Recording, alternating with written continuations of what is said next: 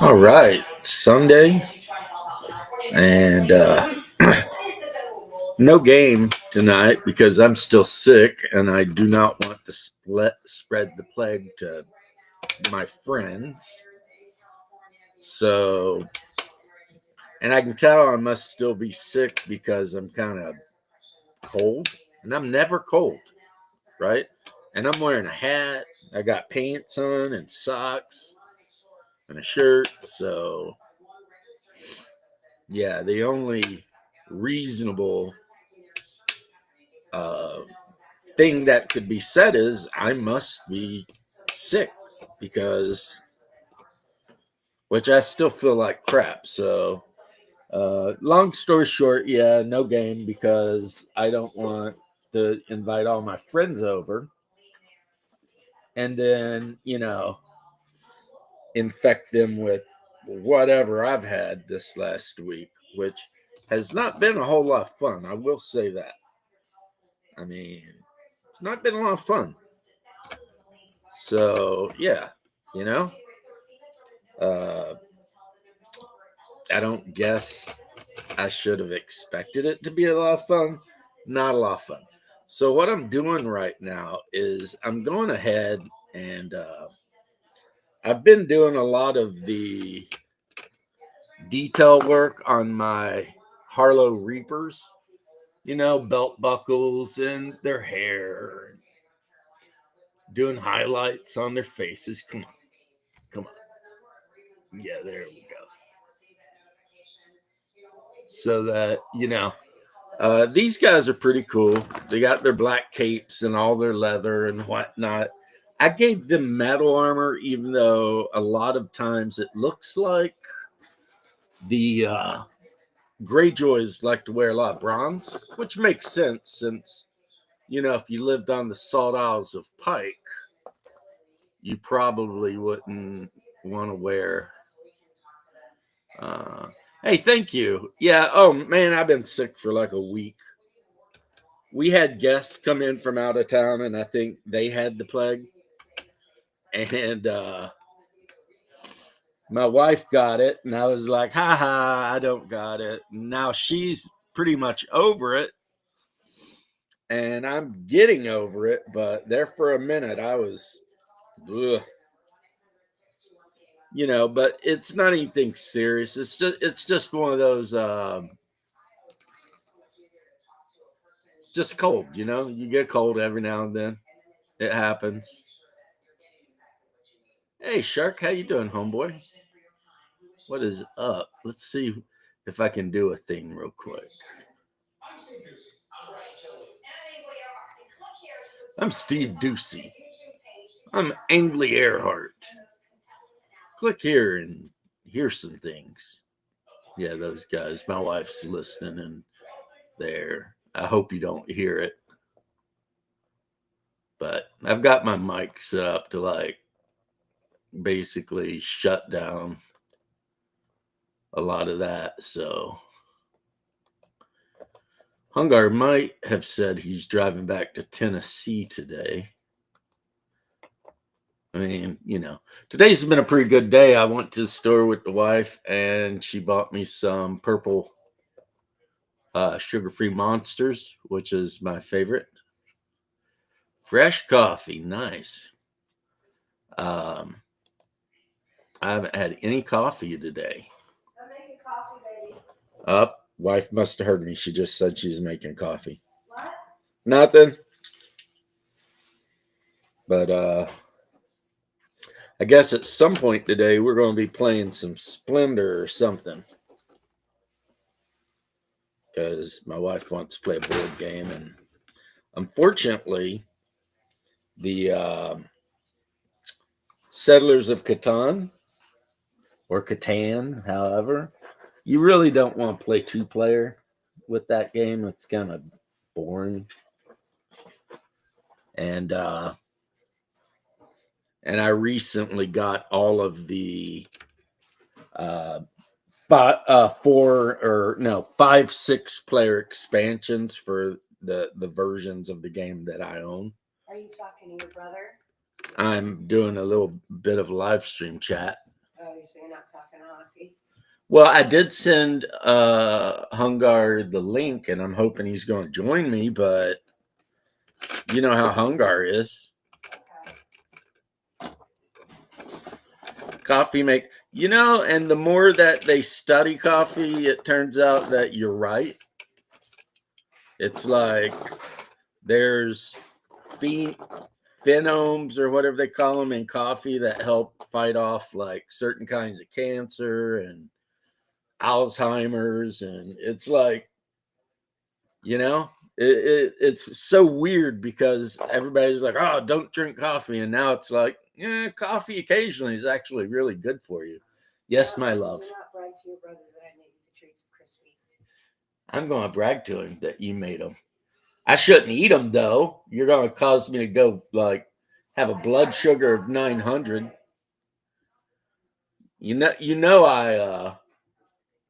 I have poor self-control. She takes my self-control. Ooh. I don't know if you guys remember that song, but oh yeah. As soon as my wife is off the phone and goes downstairs, I'll join in. Cool. I haven't really been, other than the fact that I finally got my Talislanta stuff, which I'm incredibly excited about. We have been playing the One Ring, but we haven't played in like a while because of holidays and then people getting sick. So my gaming has been nothing. However, the Ultimate Edition Talislanta, other than a couple of moves that were made that I don't understand, and I can just send an email to Sechi and ask him because he gave me his email having to do with they screwed up my order. But then they made it right and gave me an even better order and like extra shit. So, hey, James, haven't been on chat for a while, but I always catch up on your shows. Hope you're well. Thank you, GR. Guns N' Roses. No. I am very well, as you can hear. I am fighting off a winter cold. It happens.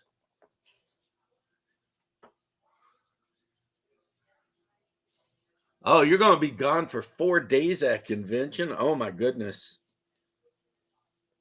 I will admit that I am so codependent that I don't know if I could leave my wife for 4 days without just completely losing my mind. And I've been with her for 20 years, but it's like when she used to have to travel for her business, it was terrible. It was terrible. I hated it. Not only did I hate it, our Pomeranian hated it so bad that she would have to go for like a week to wherever to do, to train people on how not to be idiots or whatever. And my Pomeranian would get the worst diarrhea ever. You got me sick. There's no way I could have got you sick since I got sick long after you left. The person who got me sick, you weren't even near. Wait, were you near my sister-in-law's soon-to-be husband? Because if you were, then there you go. At least that's who we're blaming. Yeah, I'm like that, It's like, I don't know. Is it codependence or do I just really love her? Whatever, it's like I don't sleep right if she's not in the bed next to me. Like if she falls asleep on the couch on a weekend, I'll go out and wake her ass up. Have her come in and lay next to me. Oh, I got you sick. I sent it over the phone. Yeah, that makes no sense, but I'll take it. I mean, my congestion's dying out. Everything's loosening up. So you know how it is. I've got another couple days worth of this bullshit, and then I'll be right as rain again. But yeah, looking at the Tauslanta box set, which I'll tell you what, the slip sleeve, I don't know what they made those books out of, like lead impregnated paper or something. But the box set is heavier than the kettlebells I work out with. I mean, it is heavy. And of course, I tucked the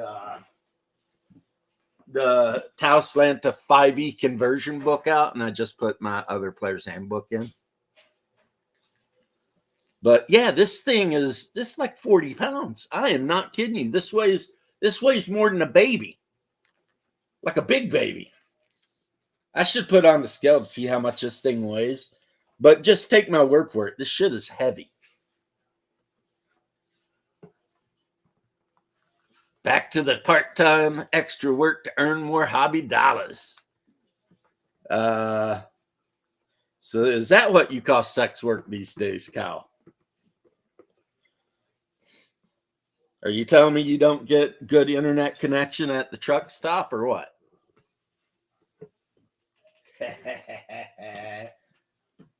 Yeah, just an out of the blue attack on Cal, calling him a lot lizard for no reason. Still blaming you. That's okay. Everyone does for every damn thing. So, you know, it's all right. I will say this. I thought this was hilarious. They give you this badass GM screen, right? It's got like scenes from all over Tauslanta, and it's like, check it out, right? Then on the other side, you've got this panel that tells you how critical hits work in the action table. And then on this side, you've got miscellaneous damage ratings, spell results, magic mishaps, and poison damage. So that's that panel.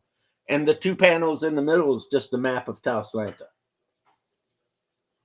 So unlike a lot of games you could play, this game does not have a lot of rules that you need to remember. I mean, it uses all of the dice from your D&D dice set, but only because of weapons. Weapons do, you know, die 8, die 10, whatever damage. So you might need to, you know, have some of those extra dice laying around for weapons. 4 hours is 4 hours. Or as they say, $20 is $20, right? Anyway, so yeah, it's like basically Nil. How you doing, Nil?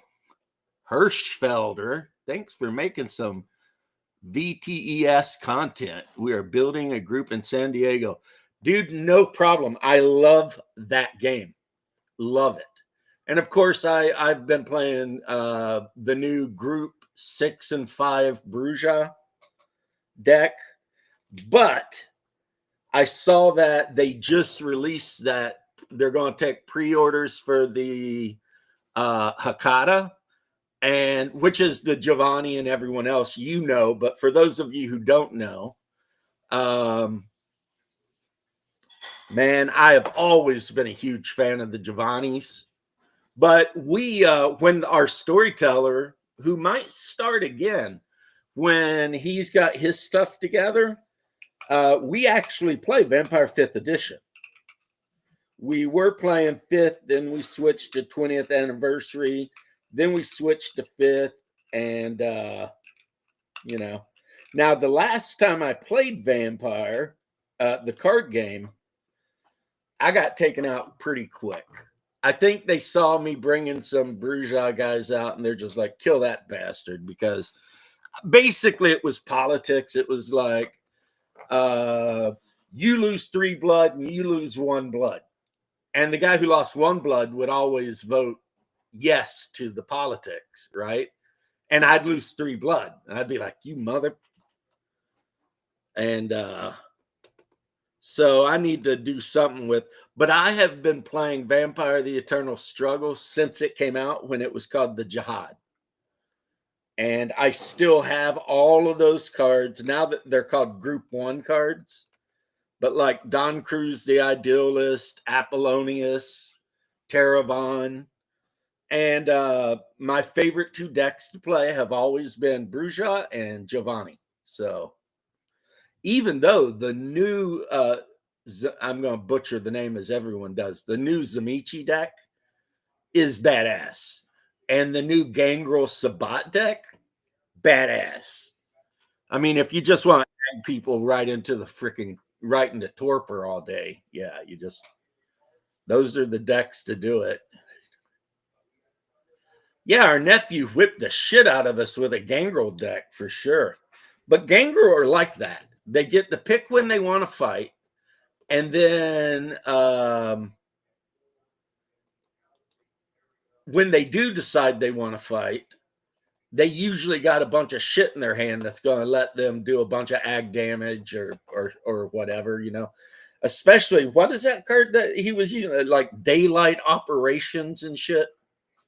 It was just like, okay, you know, either run or you're going to catch all hell. And anyway, for those of you guys who have never played Vampire the Eternal Struggle, it's a really good game, best played with 4 or even more players.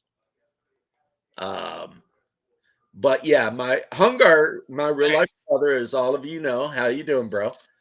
And I have been playing that game since it very first released way back in the day. But the new version I actually like.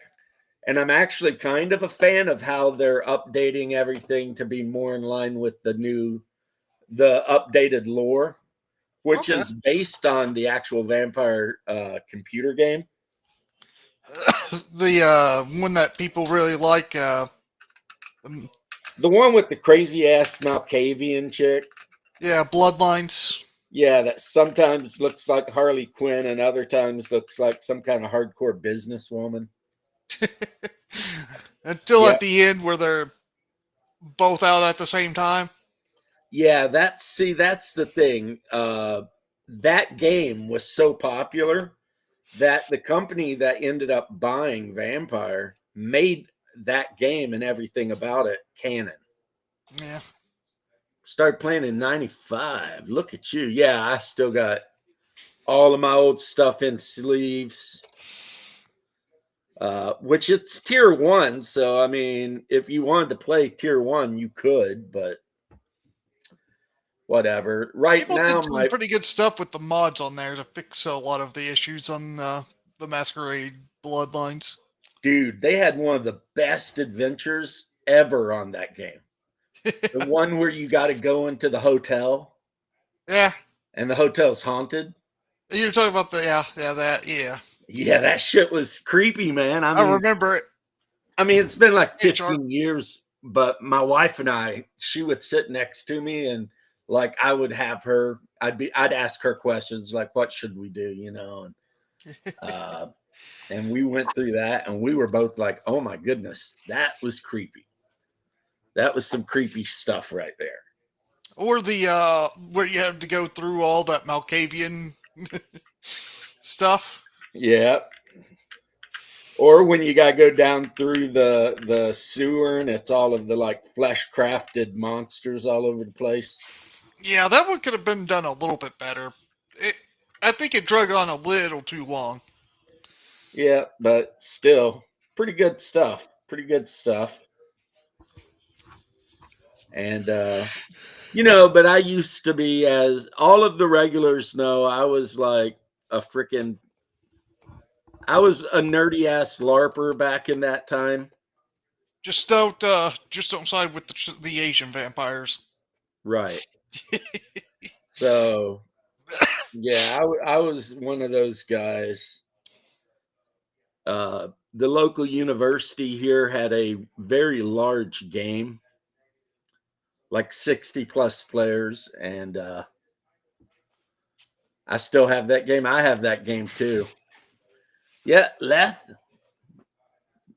living the dream. I got a picture from Hungar the other day of all the snow up the mountainside. Oh yeah, I could do that too. Yeah. Still You guys decent are- amount of snow here. It's like 55 degrees here. I'm like, I know that's warm for what you're dealing with, but for down here, people are losing their shit, you know? Yeah. And usually I'm always hot, but I woke up today and I think it's because of being sick. I woke up today and I was like, I feel cold, you know, like, ugh, There it like is. chilly. Like maybe I'll put my Jane hat on. No. I got it right here so that I can have my Jane Cobb hat because this is very warm. You know what I mean? But I'll tell you what, if you play that game as a Malkavian, it's crazy because the Malkavian will see things that no one else will see. Like when you turn the TV on in your apartment, the people on the TV will talk to you and tell you stuff, you know, because you're a Malkavian, so you're like nuts. And I I always thought heard that that it was was a good best to play a Malkavian the second time just to see what happens. right. You want to play like a Gangrel or something the first time, and then the second time through Malkavian. I mean, I guess you could play a Nosferatu and just start the game automatically breaking the masquerade every time you win anywhere. Right? Like, yep, you're definitely a monster. But so I finished painting up all the Harlow Reapers except for their bases. Pretty happy about that. And now I am magnetizing the bases of my Salt Island Raiders, which are just generic troops. Like, Have you because, like I guys? was saying in the video I made about A Song of Ice and Fire, within each army, there are some troops that are just generic. Like, anyone can take them, Huh. you know? Here's something, James. Have you guys thought of campaign implications of having a savage and brutal mythical countryside in your campaigns? Not exactly sure what that means. Well, let's see what Shark has to say. Yeah, that's what I'm trying to figure out. My campaigns, yeah, that's Oh, called Baptism of Fire, man. yeah. That's basically the whole game, Baptism of Fire. And if what I've heard is correct, the RPG Pundit is coming out with an expansion for it.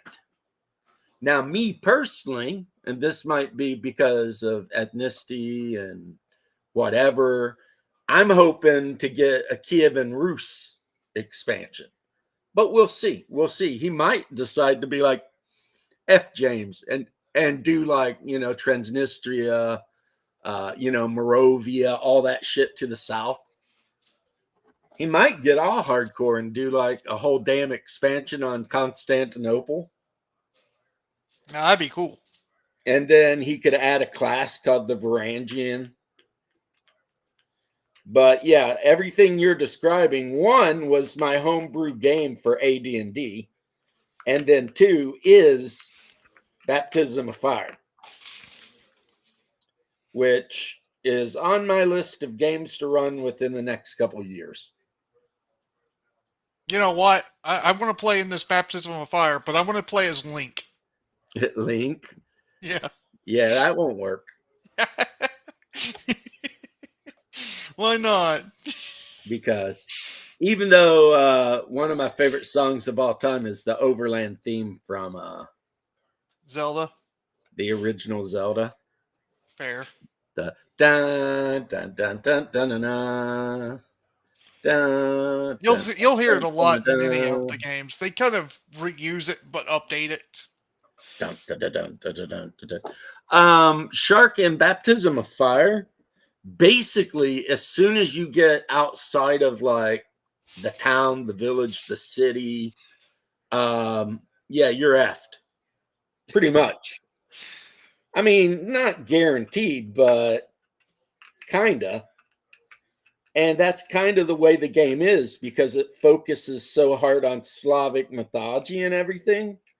So it's like you leave the town and you're going through the deep forest through the red land, and you're hoping to whatever, well, God, because you're probably Christian in 988 or past then. And you're probably praying to God that you don't get jumped by bandits. Well, that would be the good thing because there's so much worse stuff out there than Yeah. bandits. It depends on where you're at and what, Poland? Could Yeah, be that yeah. you're pagan. The Redlands is the part of Poland that's between the mountain range there. And for the longest time in history, it was ruled actually by the Ukrainians or the Kievan Rus, not the Ukrainians. They don't exist. But then I think it's something, Maesto the Brave or whatever. Or was it Bronislav the Brave, maybe? Anyway, a Polish king conquered the Redlands back from the Kievan Rus, but there's still a major city in the Redlands that owes fealty to the Kievan Rus, and the Poles haven't been able to take it. So it's like if you're traveling on a town from one city to the other, it's like stay on the road, because if you get off the road, you're pretty much screwed. If you hear babies crying or laughing in the forest, do not go. If you go near a stream or a pond or a river and there's a beautiful woman swimming there and she tries to lure you in, don't do it. And don't get lost in the woods. You'll become a Stalfos. Well, I mean, there's so much horrible shit in the woods. It's like whatever. And that's before you even get into the straight up demonic creatures that are roaming around. Yeah. You know, the Sivarge or whatever. It looks like a giant kind of wolf-headed thing. And of course, in Baptism of Fire, even though your characters are probably, not necessarily, but probably going to be Christian, you know, Christianized Poles or whatever, Saxons or whatever, like all of the Baltic states, like Estonia, Lithuania, and Latvia, are like militantly pagan, and they hate Christians really bad. So you might run into some of those assholes. And boy, if you're playing a priest, they may just boil you alive. I mean, who knows? Here's what I want to know. What's considered high magic versus low magic? High magic is where there's magic literally everywhere. And it's more like a technology than a wondrous thing. So Talislanta is a high magic game. I guess RuneQuest would also be that then. Like magic weapons are not super uncommon. I mean, really powerful ones are, but Yeah. you know, Same with your RuneQuest average on that. plus whatever sword is not super rare. I would know say what that I mean? RuneQuest is a lot more versatile, but whenever it comes to magic weapons, like usually you're not going to get weapons like what I have in the game. Right. But you can get some pretty cool versatile weapons just by magic. It's not like you know, plus ones only or anything. I would say any game where you can have flying ships, that's probably high magic. Yeah, fair. Now, Baptism of Fire is very low magic. As a matter of fact, there's not even a magic using class in the game that you can play.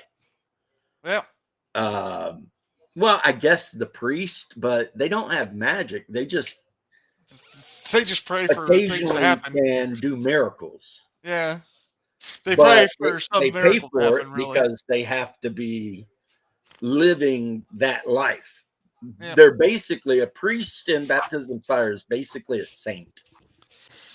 And it wouldn't be very difficult to lose that sainthood by being a douchebag.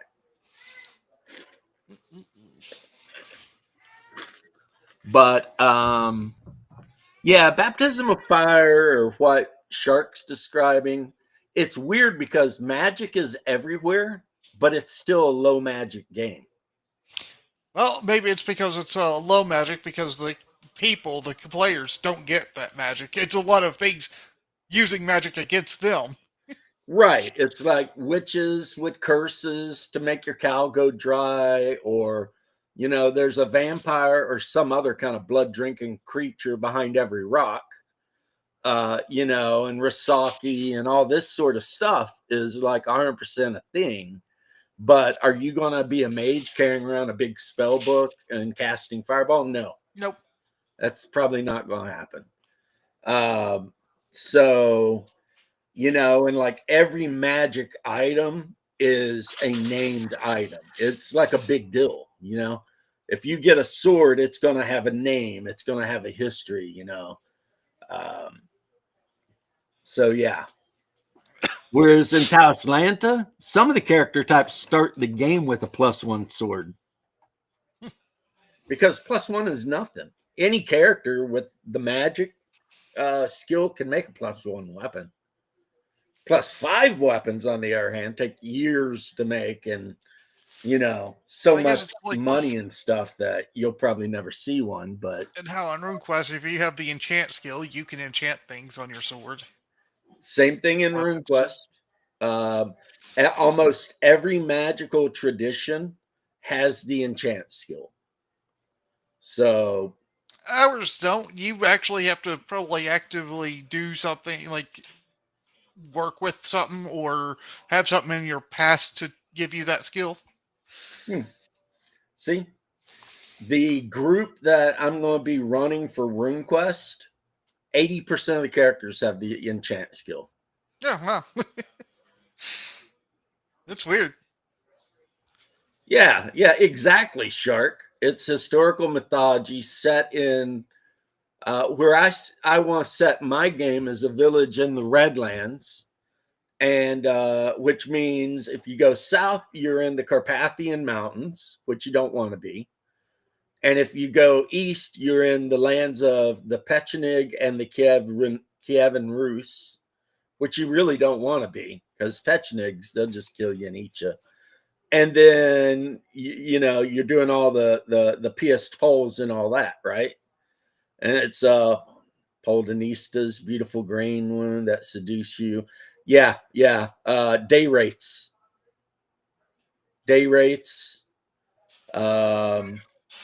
And then, of course, the Slavic pagan gods can appear, but they're not gods in the way that God is God. They're just ultra powerful beings that could kill you if they want. So there's that. And the Starman and the beautiful bride, and of course, Baba Yaga, which is the witch with the droopy breasts, who might help you if you're really polite and nice and everything, or might eat you if you're not. And Leshy, who might help you or might lead you astray in the forest until you end up somewhere and die. And then, of course, since we're talking Central Europe, Poland, and that region, there's all the old borough mounds that were left behind by the Kurgan. So, I mean, you can go dig around in those mounds and see what you find. That might be fun, right? Hint, it's going to be a white. You're not going to like it either. Those aren't fun to fight. Yeah, well, they don't take they don't take levels in Baptism of Fire. They straight up just make it where you can't heal. So the more damage they do to you, you can't heal any of it because you have a permanent curse. Those hit points are just gone.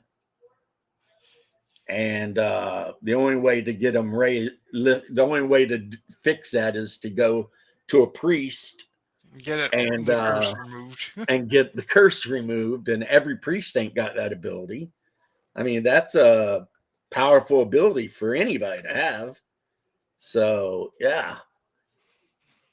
Yep, Voldenoy, who, if you now, the thing is, if the players know enough about Slavic myth, then they'll know that if they treat a Voldenoy with respect and give it gifts, a lot of times it'll let them be, and it may even help them.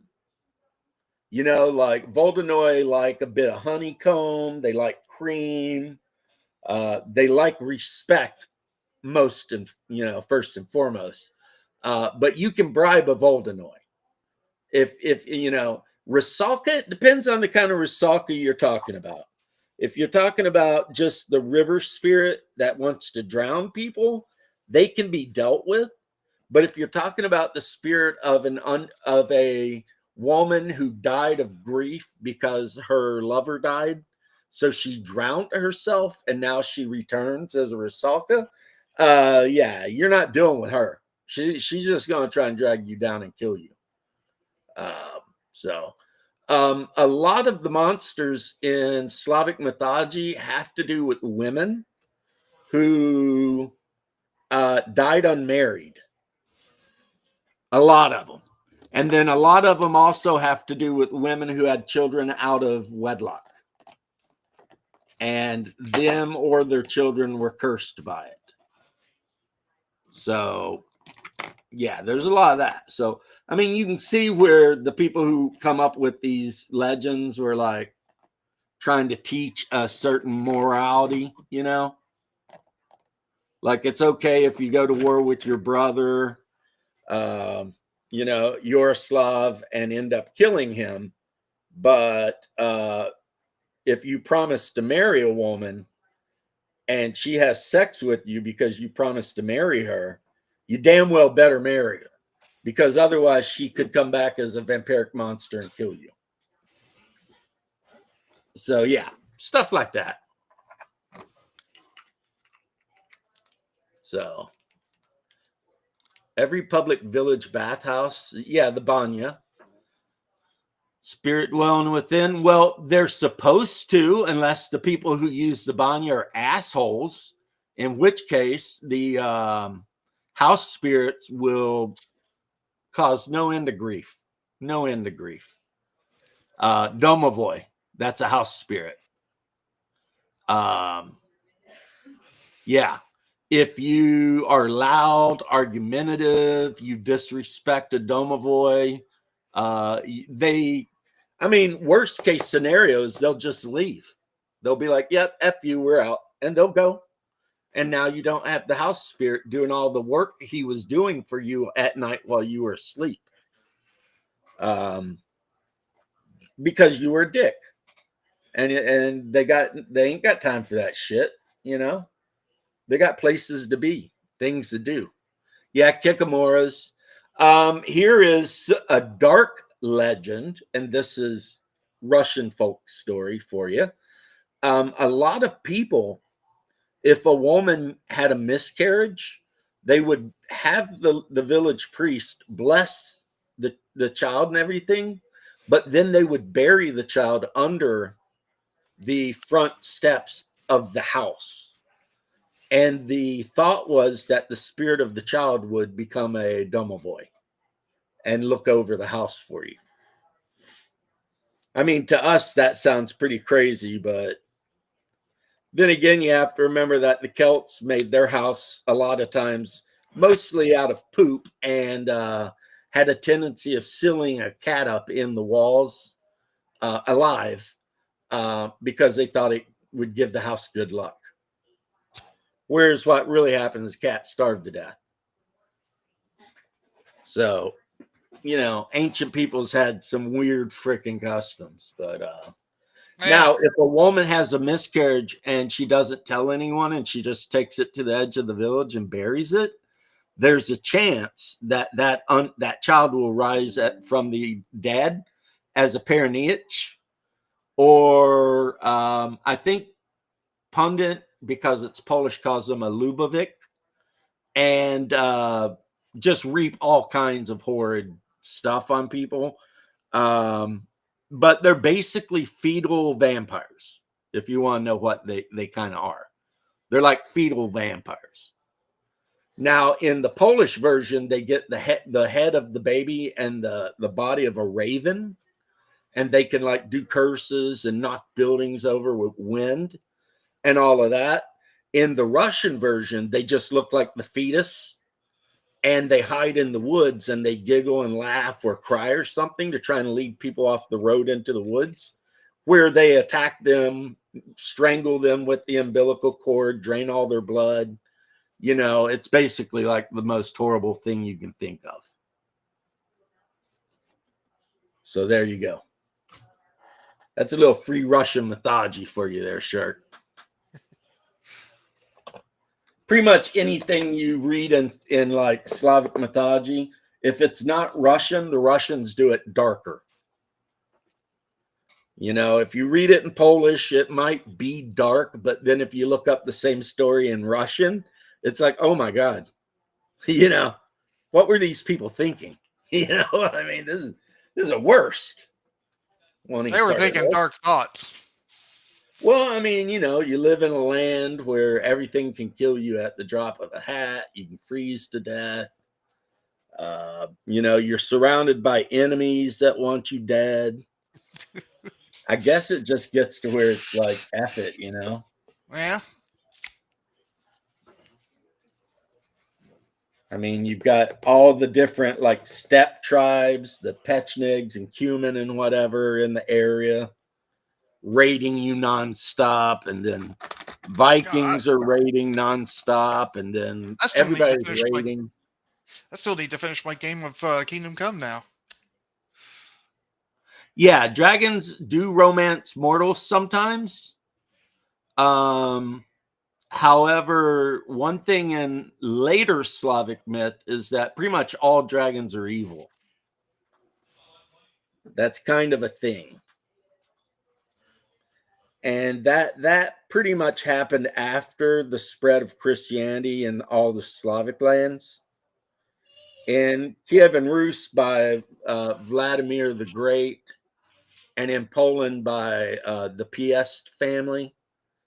When they finally spread, Christianity amongst all the people, then dragons become evil because they are a representation of Satan. So, yeah. It's almost like the movie Beowulf. You know what I mean? Yeah. Where she's like a dragon or whatever the hell she is, and she keeps having children with these heroes. And then it always goes bad. They keep giving birth to monsters. But I'm working on Hungar's miniature here. It's a blue Aeonid with a dart thrower and a dagger. Which, for those of you who don't know, means he's a blue bird person. He can hover. Yeah, he can glide and hover, but he cannot fly. And his name is Harvey. More than the ducks can do in RuneQuest because they can't fly at all. Yeah, this guy's name's Harvey, and he's already spent a skill in like local law. Harvey Birdman, attorney at law. Right. So as long as he's in the 9 Kingdoms part of Tauslanta, he can get a job as an attorney. Yeah. You can be like, I'm just a country birdman attorney, but you see, It makes me think of that chicken from Futurama. that's exactly what I was basing that on. I'm just a country lawyer, chicken lawyer, yeah. Like the one where like they were like the one guy's like, God bless Old Glory. And also I love Satan. they're like, yay, and then they're like, boo. You know, it's like yeah, and then it's like, oh. Right. And my 12 gay husbands and all this shit, and everybody'd be like, Like the guy just kept upping it. Like he would say something super patriotic, and then he'd say something really out there. But I know why they were doing it though. They were trying to prove the point, that freedom of speech and everything sometimes involves stuff you personally don't care for. Yeah. But that's just the way it is. If you're going to say you want to defend freedom, then you have to defend freedom for people to say things that you might not necessarily be in love with. And and that's because Futurama, especially the first bunch of it, they were very good at kind of sneaking little lessons in Yeah. to their animated series, like just little things that you'd be like, yeah, but anyway. Here's something. Did you know that they always planned for Nibbler to be the one that sent Fry to the future? I did not know that. That Yeah. is His shadow's actually in the very first episode. You could actually clearly see it, and it wasn't added later in because somebody found like an old tape that they sent to like certain groups. This was not meant for public, public viewing.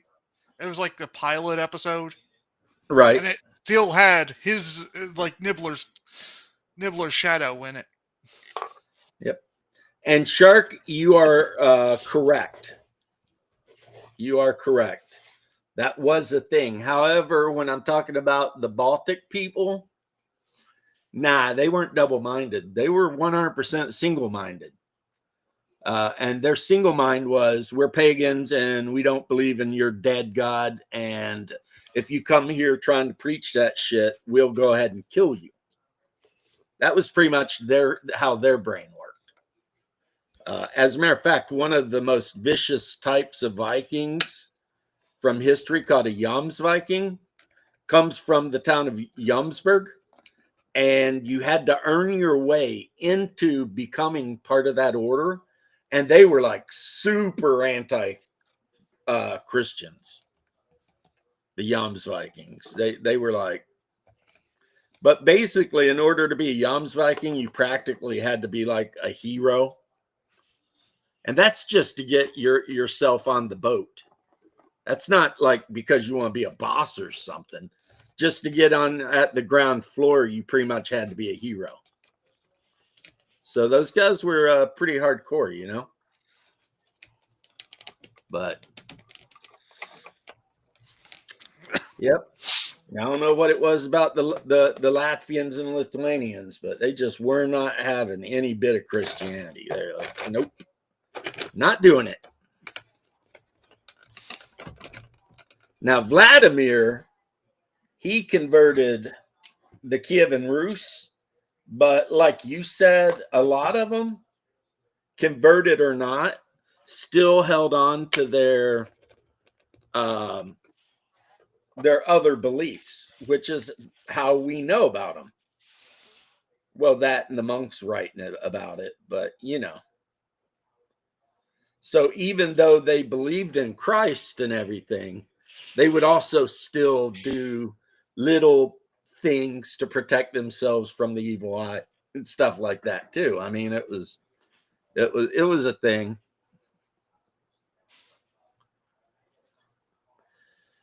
Oh yeah, for sure. As a matter of fact, a good movie for you to watch that shows exactly what you're talking about is called The Viking. And it's about movie. It's about Vladimir the Great of the House of Rurik and how he ended up conquering most of the Kievan Rus and converting them to Christianity. And it involves pagan priests. They're super mad at him, and others of the Kievan Rus who want to kill him for what he's doing. And so everything you're talking about is in that movie. And you can watch it for free on YouTube. It's a really good movie. I've watched it multiple times. I think I think I've watched it so much, my wife just has gotten sick of it, you know. But it's dubbed in English, even though it was originally filmed in Russian. And you really can't tell. They do a really good job, you know. But for a movie made in Russia, this is like a Hollywood movie. You know what I mean? Kind of like how, I don't know, for the longest time, it's like America acted like we're the only ones who could make movies. And then like China put out Hero, and all of a sudden everybody's like, wait a minute. You know what I mean? This is one of the best movies ever made, you know? And the Russians, they put out Night Watch, which was really good. And now, like I said, it's called The Vikings. Very easy to remember. And you'll know you got the right movie if it's 2016 and it's Russian. Then you'll be like, yep, this is the movie James is telling me about. And it actually has the paganism parts and the priests and, you know, all the different kind of way they acted. And of course, Vladimir being the third son of Sevastopol, Rourke was never really well liked because his mother had been a Slav, even though his father was maybe a Dane. So the two older brothers, Europolk and Oleg, were Danes. And 100%, they had Danish mothers, and their father, of course, of the House of Rourke was a Dane. So they kind of thought of Vladimir as a piece of crap, like a half-breed piece of crap. You don't deserve anything, you know, get bent kind of thing, right? And so you get to see a little bit of that too. Yeah, lately the Russians have been making some really good movies. Like, I don't remember the name of the movie, but it was the one where the Kievan Rus held off the Mongols, like on this hilltop until basically they all died. And in the end, it allowed the people to evacuate Kiev. And the Khan of the Mongols was so impressed with the bravery of these men that he had them buried with like full warrior honors and stuff. And supposedly that's a true story. So, you know, but yeah, that's the thing left when you talk high or low magic. High magic is when you can walk down the street and see magic just everywhere. Low magic is Conan, where the only time you see magic, it's an evil wizard trying to put a mojo on you or something. And your whole job is try and split their skull down to their collarbone. The only World War II film I saw was made by the Germans, and it was called Stalingrad.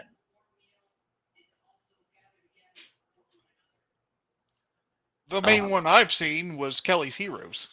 Well, I mean, not American. Stalingrad, Oh. I think, was made by the Germans. Okay. And it was it was a tearjerker, horrible movie. No matter what you think about anything, it was just like when you see how terrible things were for really both sides, it was just like, it's like, oh my God, let's just all pray that humanity never goes through anything like Stalingrad again. Because, I mean, just the level of brutality is like beyond human imagining almost, you know?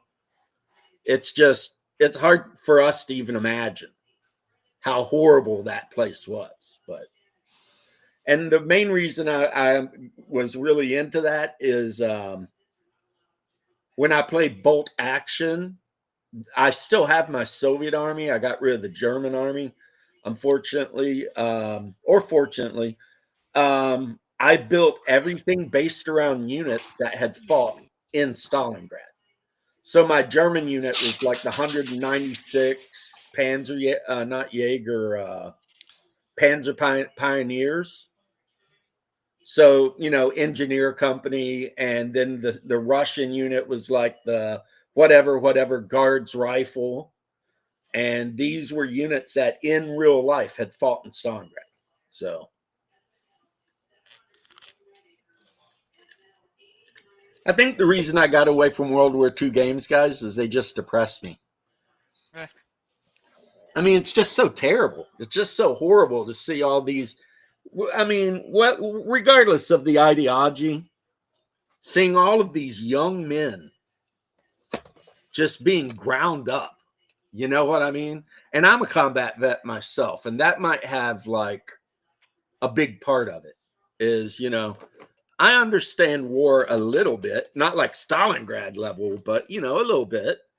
And, there's just, when you see people just being ground apart like that, and it's like, it's just terrible, it's just terrible. And I think after a while of bolt action stuff, I just got to where I was like, I know this is a game. But every one of these Soviet soldiers I'm getting ready to move up here to try and take this thing, and half of them are probably going to die. That probably happened in real life at some point, and I'm just not really super interested in that, which is weird because I have no problem playing Vikings versus Irishmen, like Dark Age. The Vikings are raiding the Irish coast, and the Irish are running around basically buck naked with javelins and shit, chucking them at the Vikings' heads. That doesn't bother me too bad, but World War II bothers me. Maybe it's because of the movie you watched. I think it could be. I think that movie actually really affected me because that movie was freaking rough. It made it a lot more visceral whenever you imagine the fights. Yeah. It's just like I said, if you've never seen the German film Stalingrad, oh my God. And believe me, the Germans do not try to make themselves out to be the good guys in this movie. They just try to tell what happened to a unit of their men. And it's just like the freaking worst. And it's just like, this whole thing sucks. Everything about it. You know what I think I'll do? I think I'll play Greyjoys because they don't exist. So I don't care. Right? It's like whenever I take my Rebel Alliance out, it's not real. Yeah, it's not real. So who gives a shit if some Gungans get killed, right? Who cares if Vader comes in and starts force choking and slashing at him with the lightsaber? Oh. When I was running West End Games Star Wars, and one of the knuckleheads was a force sensitive and he thought he'd hang out behind and fight Vader. Man, that was the funniest thing I'd ever gamed. Oh, good job. You get yourself killed. He's like, you guys all escape. I'll hold him back. And Vader walked up to him and just started force throwing him up against walls and shit. And just killed him. He never even got a swing. It was like, all Vader would have had to do really is just like force choke him out and just be done with it in like an instant. Yeah, but instead he was like doing the this and that, If he just wanted to make it realistic, all he had to do was just snap his neck from a distance and just be done with it. Yeah, force choke him. Or he could just walked up and pulled that saber out and cut him into 5 pieces. Yeah. But no, he just beat him to death. Like literally used the force to beat him to death. I guess he did slow Vader down a little bit then. He did his job. Not really, no. Because Vader was still walking, and as he was walking, he was just killing the guy. Well, never mind. And at the end of that, it was like, well, make a new character. The guy's like, damn. And I was like, and now this character cannot be force sensitive. Because I hate that. When you're trying to play West End Star Wars, which is the Dice 6 one, and there's always one asshole that wants to be a force sensitive. It's like, come on. Yeah, nah. Can we not just play a game where everyone's like, I don't know, bounty hunters or freaking criminals or something. Some asshole always got to be force sensitive. This is not the time for force sensitive. Yeah, I mean, this one of is my during favorite the stories, Galactic though. War. You know, there's no force sensitive here. I think this was more of like, I think what was it, the Edge of the Empire or something like that. It was still during the Empire's time, Right? or just after, I think. And this what like the whole group was supposed to be force sensitives, and the DM told this one guy, and he's like, "Oh, really? You know what? I'm actually going to be a bounty hunter with no force powers." So he went the opposite route. Yeah, there's always that player. Gotta be special. And the thing is, he complains about that himself, but he just wanted to do it this one time for funsies, I guess. And so he decided to go and try to break the game without force powers. It basically did all the things that you would think of a Jedi killer: take shotguns, all these like random weird weapons that nobody thinks about, just to fight force sensitives. I mean, Edge of the Empire did have the Force book. Yep. It was the black one. And it's like, no. If you wanted to play Force sensitive, you should have played Saga Edition, and you should have played during the Knights of the Old Republic era. Yeah. In which case, you know, yeah. I could you see had it still. Force sensitive assholes, and you had Mandalorians running around the big Mando war, and you know that would have made sense. Revan and frickin' Malik and all that, but in the middle of the Galactic Rebellion, no, that's just not a thing. Because there's people hunting you down actively. No.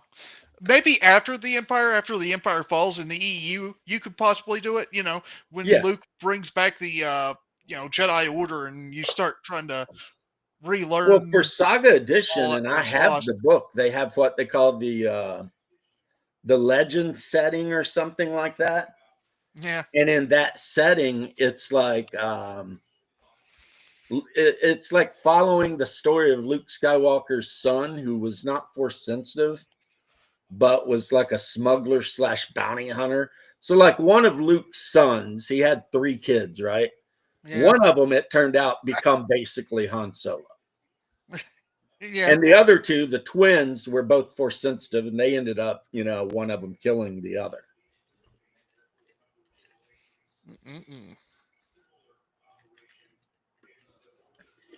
Oh yeah, Shark, 100%. Which is what's so funny about modern Wizards of the Coast. When they start talking about diversity and shit, it's like, you know, your game is based on Western Europe, right? During like the Dark Age, maybe early Middle Ages. There was no diversity there. I mean, there was, but not the kind you think. The diversity would have been, my character is a Pole or a Slav. And another guy being like, well, I'm a Saxon. Oh, well, I'm a Dane. I'm a Norwegian. I'm from Finland. You know, that was the diversity. It wouldn't have been like, oh, I'm from, you know, the Congo, and I'm just hanging out here in the middle of Central Europe for the fun of it. You know, no. Right? So you gotta have that samurai in the middle of their D&D game. They're just being dumbasses. You gotta have that samurai in the middle of Europe for some reason. Right. See, in Forgotten Realms, the samurai would have been okay because Kurotur, you know, and there was trade between the 2 continents. So, okay, fine. You might have been able to get away with it. But if you were really going to make a somewhat accurate D&D campaign, you would base it on like that video game. What's it called? You know what I'm talking about. I'm not sure. There was a few. The one that's where the guy starts out as like a pig farmer in Bohemia. Oh, you're talking about Kingdom Come, yeah. Yeah, okay. That Kingdom Come would be an actual D&D setting. Yeah, based that's on true. Western Europe or Central Bohemia. I still need to finish that game. I'm getting really close to ending that. Getting to the end of that game. and people freaking despised that game. Oh my god. It's one of the most popular games out right now, and One of the about most to be popular another. Yeah, games out, even though it's like 9 or 10 years old. yeah. And everyone is still like everyone, all the usual suspects are still talking shit because the creator of the game was like, nope, I will not be putting any non-Europeans in the middle of Bohemia in the 10th century. It's not going to happen. Sorry. Actually, You know, next month it's going to be very hard for me because guess what? Two Kingdom Come games. 2. Yeah, that and another game I really like and want to play is also coming out. What is that? Monster Hunter. Monster Hunter. Yeah. Didn't they make a movie out of that? Yeah, a terrible movie. Yeah, they did. Huh. I knew it was going to be bad, especially knowing who was going to make it. Hmm. You know who made it, right? No. The guy who made all the Resident Evil movies. Well, that makes sense though, because the chick from all the Resident Evil movies was in it, Yeah, and she's married to him. yeah. So honestly, that makes perfect sense. Oh, I mean, I knew it could either have been like hilariously bad or just plain bad because that's all he can do, it seems. Like, whenever I think of like the old Resident Evil movies, they weren't good on an objective term. It was more, they were so crazy, they were fun to watch. Yeah, Resident Evil, that was the thing. You knew what you were getting when you watched that movie. I mean, Now, later on, they just kind of got stupid, and I just don't like them. But the earlier Resident Evil movies, they were just insanely fun to watch. And sad that, Monster Hunter was that thing of, it was just terrible. all right. Well, you're going to be in charge for about 5 minutes. Yep. I don't know what to do.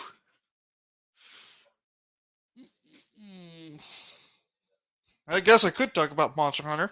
Or something else. Man, Kingdom Come Deliverance 2 looks like a good game, though. I'm very conflicted on what I want to get there. How about you, Shark? You got anything new? Or anybody else in the chat? I need something to bounce off of.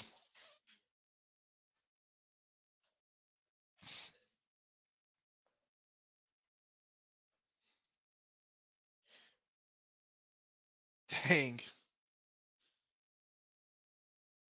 Monster Hunter does look good, though. I mean, it has the new weapon mechanics. Cool new monsters to hunt. Though I really need some people to play that with. Be nice to get a good party going on that.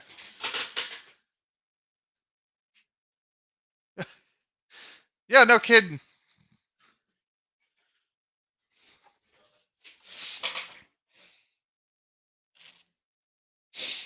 It would be nice if people would start trying to make historical games look actually historical.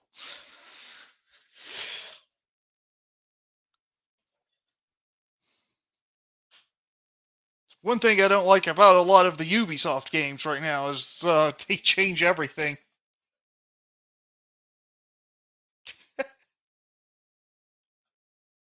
I used to play that. I heard it's getting a little bit better with the new updates that they made.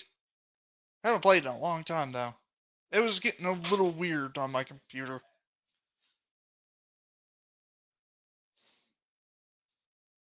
Try to start up a game, it'd start lagging out real bad. Should be like that, though. My computer's fine enough to play that game, I think.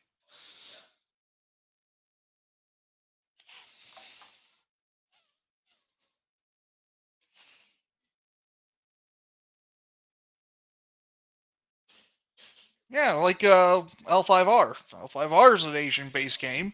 Makes sense if they were all Asian. Oh, you're back. I love L5R. And Yeah.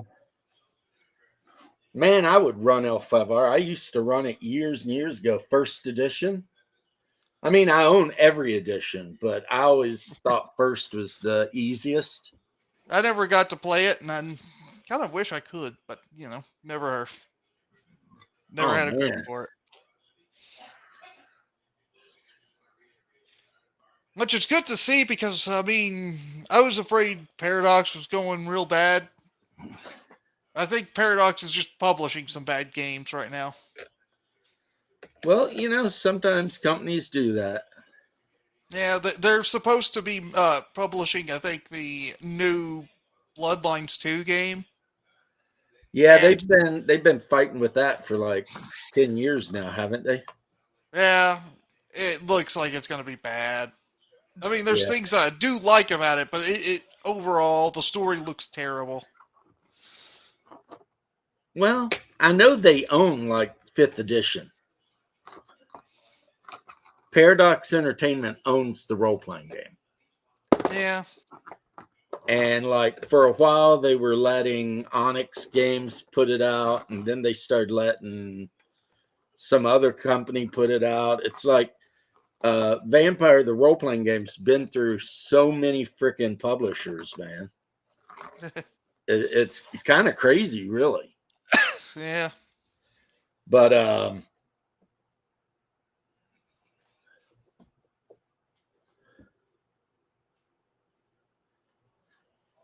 I agree, Shark, and that is the problem. Yep.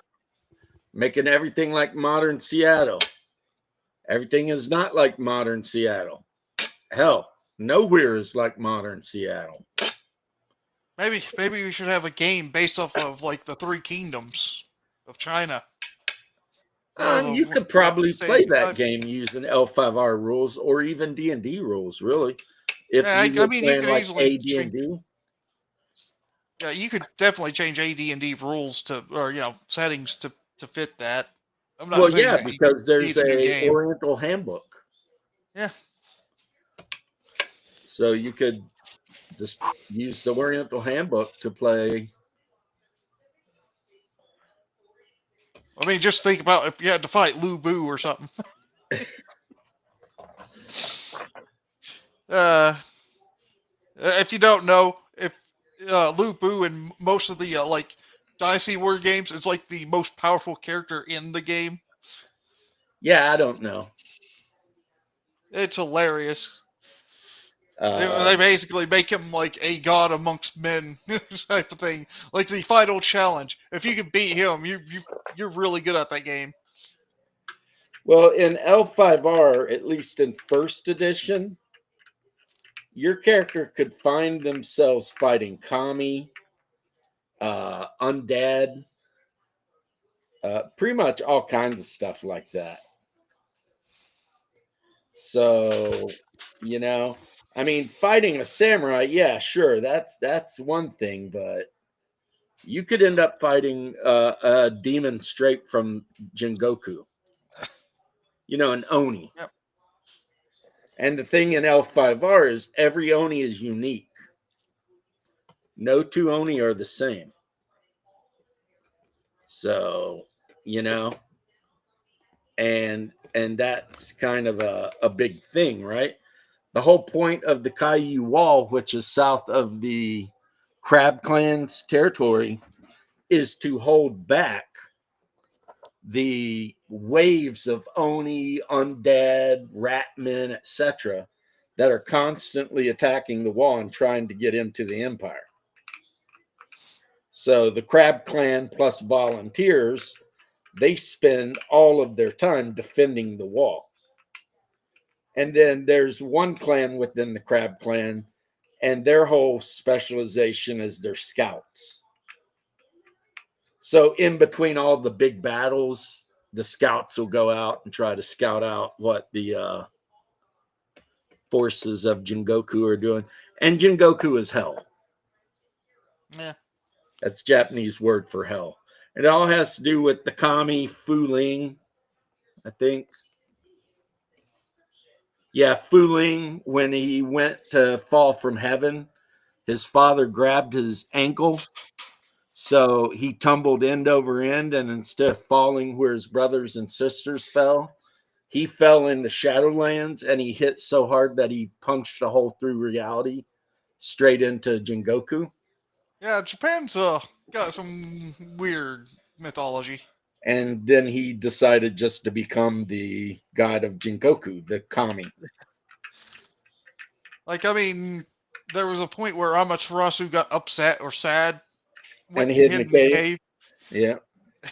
and they were like the rest of the gods were trying to actually cheer her up. Well, I mean, Amaterasu married Amaterasu, her brother, yeah, the moon. And that's why, the moon chases the sun. And then of all the good kami that landed, they had a big duel, and the winning kami become the emperor. And that kami was the Hantai. And well, his name was Hantai. So he became the first of the Hantai emperors. And the guy who came in second place was Akado, and he formed the Lion Clan, and he became the emperor's right hand. And then Hantai married Kakita, who was a Crane clan, and his sister, and therefore they have a saying that the mother of every emperor is a Crane clan woman. Like in the newer edition of the game, you would think that the game would have got more woke, because there was nothing about this in the old edition. But in fourth edition, they even have rules about should you allow females to be bushi or not. In the end, they say if you want to, you can, but it's not realistic. But in first edition, that was never a thought. It was like if a female wanted to play a samurai bushi, they could. So it's kind of weird how the newer game is. I mean, to be fair, Japan did fictionalize some female warriors in their stories. Right. Well, and It's that's not what it's not doesn't actually make a odd lot of either. sense about it, is because there's some kind of genetic thing going on with the Matsu family of the Lion Clan, where for whatever reason, all of their women get really big, like big as a man, and they're ugly, and they basically look like men. So the Matsu, a lot of the samurai for the Matsu family are samurai ko. And it's not even considered to be a thing, it's just the way it is. When the Akado family is the family of tacticians, the Matsu is the family of berserkers. And then you've got there's another family, and they're the family of bards, because they tell poetry and stuff, practice calligraphy and whatever. Mm-hmm. But of course, I'm talking mostly about the Lion Clan guys, because that's my favorite clan. Yeah, it's not wholly unique to Japan. That a lot of different groups have made like some sort of female warrior type of stuff in their fiction. I mean, with like Europe, they even had like art depicting women in armor. Right.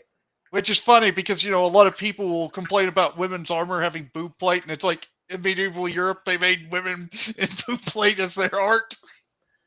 Well, because depending on the breasts of the woman, if she's going to wear male, or not male, but breastplate, she's probably going to need some room in there.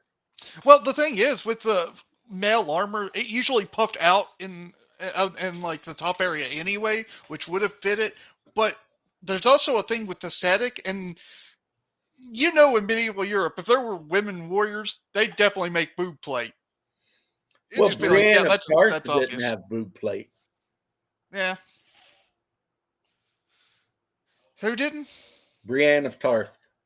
Yeah, again, they probably just gave her some male armor. No, she wore plate mail and beat the shit out of everybody.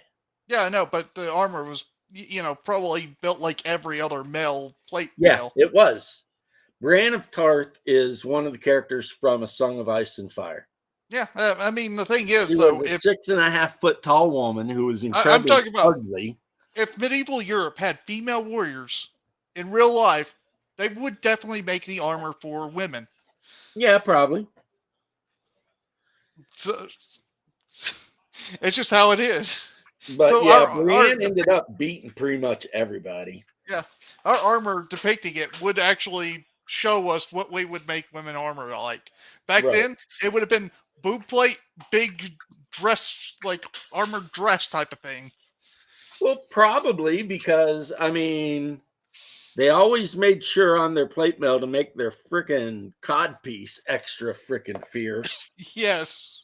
So if they're going to make sure that the male's plate armor has this extra intimidating codpiece, I don't think anybody should be mad about some boobs on plate armor.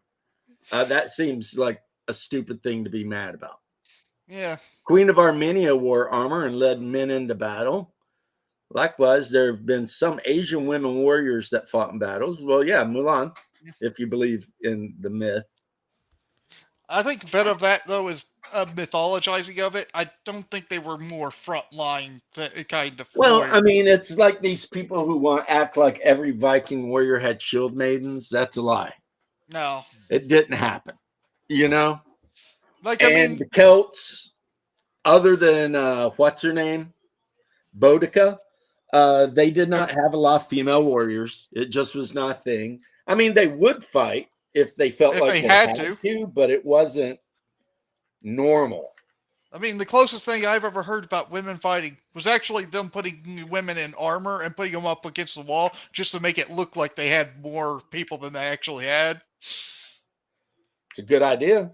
Yeah, it works. It would work probably to intimidate the opponents and thinking that you had more people than that. Of course, And the even if Romans, when they went to burn down the Druidic woods, the holy trees of the Gauls, did say that they were attacked by a bunch of naked women bearing knives and swords who would commit suicide rather than allow themselves to be captured. again, even if the intimidation didn't work, the women being in armor wouldn't be a exactly bad thing unless it was taking armor from the men. Because I mean, Right. heck, if anything, it just gives them a better chance of fighting off their attackers. You know what the main problem is? Most women were married young, and a lot of them died in childbirth. Mm. I mean, when you figure out like the percentage of women that died in childbirth, it's insane, you know? Yeah. But yeah, they were extremely rare, but of course, there were some. Yeah, there was like that one French woman who apparently was taught by her dad with like swordsmanship, and I mean, she got into wild shenanigans. Well, I don't know about her, but there was Joan of Arc. Yeah, this woman was actually taught by her dad, and then her dad married her off to like one of her fencing buddies, in which she just ran off after a while, seducing literally anyone. Well, that sounds like the French. Yeah, she went for this one woman. Her dad sent that woman to a nunnery, and then she went to that nunnery and escaped with her, burning down the nunnery. Oh my God. It was horrible mess. And then she got bored of that woman, so just sent her back to her dad's. Then she started flirting with like another guy in like in the French courts with like King Louis watching all this. And the funniest part is another guy got upset because he was wanting to bed that woman, decided to duel her. She cut him, sent him to the hospital, felt bad about it, then went to visit him to say she was sorry, and slept with him. I don't think any of that's cool. No, but it's crazy. She did is eventually, crazy. finally, I guess, settle down and went back to her husband, who was just out of the picture for years. I don't know what he was thinking. He's just like, oh, she's back. Okay, then. Yeah, I've got the Elphaba books in this cabinet. I'll never get rid of them. including the 4th edition, which is incredibly hard to get. I did pick up the Fantasy Flight version and was not a fan because it uses stupid ass 12-sided proprietary dice. There's No, no reason bueno. for that. I hate it. 4th Just use edition percentile uses dice. percentile. Yeah, just use regular percentile dice. You don't need these proprietary dice. Right. And then 1st edition just uses die 10s, but not as percentile. You just Yeah. roll a pool of die 10s, and if you beat the target number, you do the thing. Yeah, either have percentile or just D10s. Please, just do that. It's better that way. Yeah. But, that's the sad thing with Fantasy Flight's Star Wars. The books are beautiful. And they give you so much extracurricular like information about space lanes and aliens and stuff that they're actually really, really good books, but the system is trash. It's like trying to throw bones like an ancient Viking freaking witch doctor to figure out what happens every time anybody wants to do something. It's like, why does this have to be this way? It doesn't make the game better. Even though people who are into that system will try and tell you it does, they're lying and they know they're lying. Doesn't make the game better. Making somebody roll 22 dice and half of them are negative dice and the other half are one thing and the other. It's like stupid. What's up, George? How you doing, homie? Thanks for dropping in. I am just sitting here complaining about Fantasy Flight's Star Wars game and how beautiful everything they made for it was and how stupid the system they created for it was. Yeah. Kind of like when Fantasy Flight decided to get their hands on Warhammer Fantasy's IP, and they made Warhammer Fantasy Roleplay 3rd edition, and it was nothing but like proprietary dice and cardboard like battles things for the different characters you could play. And as you leveled up, you could like put tokens on those cardboard things to show advancement. And it was like, is this a role-playing game? Because I don't think it is. It feels a lot more like I'm playing, like, I don't know, Warhammer Quest or something.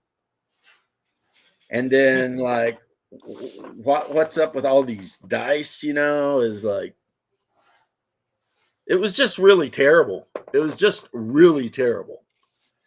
And I mean, Fantasy Flight, I love a lot of the stuff they do. But anytime they say they're going to make a role-playing game, you can guarantee it's going to be beautiful and it's going to suck. Because they just do not know how to help themselves. They are going to find a way to freaking screw it up. It's like, Yeah, I think they did okay on the Star Wars miniature war game, but yeah, but even that has proprietary dice. I know. And it's although like, technically you could easily get around that because you it's could just dice 6s, so you can D6 and D8s. Right, so you could just write down what the sides mean. Yep. That's how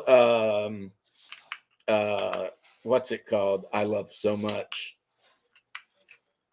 Saga uses proprietary dice, but they're D6s. And on the top of the chart that you rolled the proprietary dice against, it has a little chart that tells you like what a normal dice 6 would be. So they kind of fix their own bullshit. Garbage trinkets. Yeah, I don't understand that, It's like Conan 2-Die-20, which is a game that I loved, had proprietary dice. The dice 6s were 2 sides were blank, 2 sides were like normal damage, and 2 sides were like bonus damage plus like a benefit of your choice. And it was like, okay, why?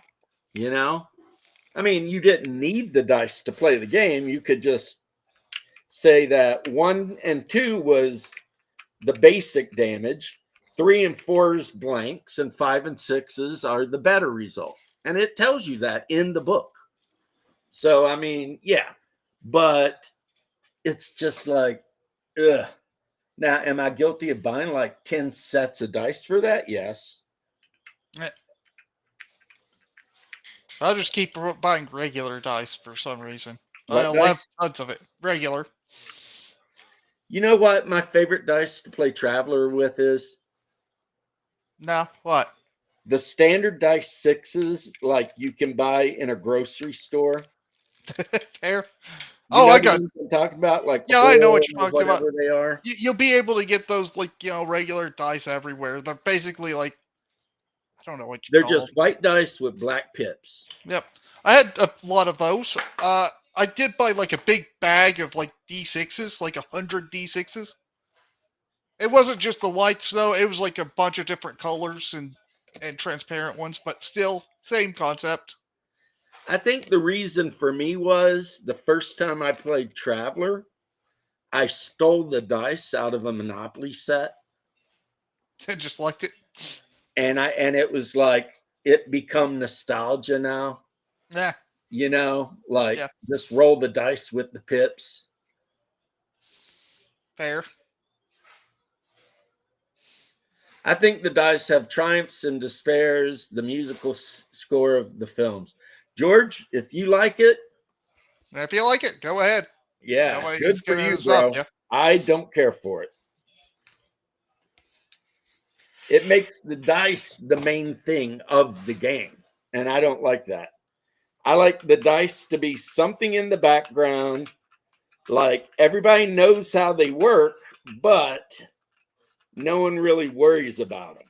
You know, it's like you roll the dice when you need to do something, otherwise, you pretend they don't exist. But I'm one of those guys when I DM any game, Yeah, Shark, I'm kind of getting a decent sized collection of dice. no matter what game I DM, um, I will only have players roll dice if something really bad could happen. Yeah. You know, like if you're just trying to climb a tree to look out across the woods to see if you can see something, I'm not going to make you roll dice for that. That's stupid. You know, because I figure, and now maybe I'm a little bit crazy here, but I went through Fire Academy 1 and 2, as you guys know. Plus, I like to bring it up because it makes me feel good. I'm joking, or am I? But I always imagine, unless you're a wizard, any adventurer is going to be at least as physical as a fireman. You know what I mean? That's They're going fair. to be able to run up 20 flights of stairs. They're going I to mean, be to able be to fair, drag 100 or 300 pounds, at least, 50 yards or something. I mean, otherwise, what in the hell are you doing adventuring? I mean, at least a third of the classes should be martial classes. Yeah, but I'm just saying, based on my real life, this And is then how I there's, think martial classes should be. yeah, no. Like, if you can't grab your friend by the harness of his armor and drag him, 100 yards out of a battle, then you shouldn't be adventuring. Yeah, no kidding. If you I mean, can't, Rogue might not be able to, I'd say.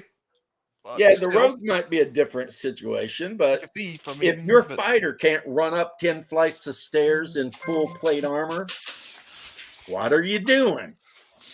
You shouldn't be playing. You're obviously not basically fit for the job you're trying to do.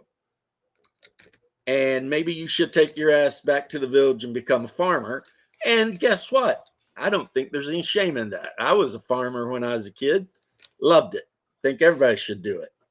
yeah, Shark, Living like on a I farm said, was one of my favorite things. I kind of went crazy and bought like 100 D6s. Don't know why I did, but I did.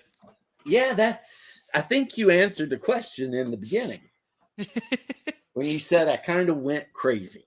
Yeah, kind of went crazy. Yeah. I just saw it. I like these things. These are kind of cool, and then just bought 100 of them. Yeah, I think I kind of went crazy, kind of captured exactly what was going on there. They were very cheap, so I just went, okay, 100 D6s there.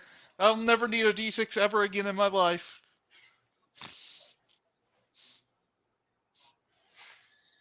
There were reds, purples, greens, blues, orange. Oh, I made a new yellow. army today for my Song of Ice and Fire, but this is Nice. a smaller army led by Victarion with the Iron Victory crew, 2 units of Black Tide chosen. One of them's led by Baylor Black Tide, a unit of Silenced Men, a unit of Reapers, and then Roderick Harlow and Baron Black Tide as my non-combat units.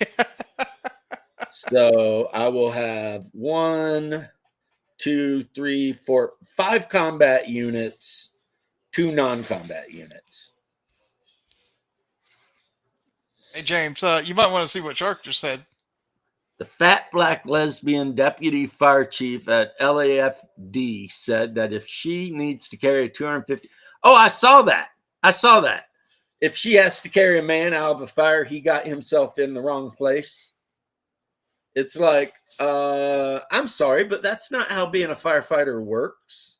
Hey, James, I mean, we could just see California turning red in live action. We could. Because the idea that you're like, oh, well, you're in the middle of a fire and I can't do nothing about it, so I guess you're just going to die. That's not how firefighting works. I don't think you got that joke. Victarion, well, okay. Victarion was bad, but I would be really interested, George, because I haven't read like one book, and then I've seen a lot of lore stuff on it. Why do you think Victarion is so bad? Is it because he beat his wife to death? Granted, it was his 3rd wife. I don't know how that makes it better. At least it wasn't his 1st and 2nd wife, right? I mean, why do you think Victarion is so bad? Also, you have to remember he's a Greyjoy, so there's levels of bad. He's definitely not Ramsay Bolton bad or Ramsay Snow.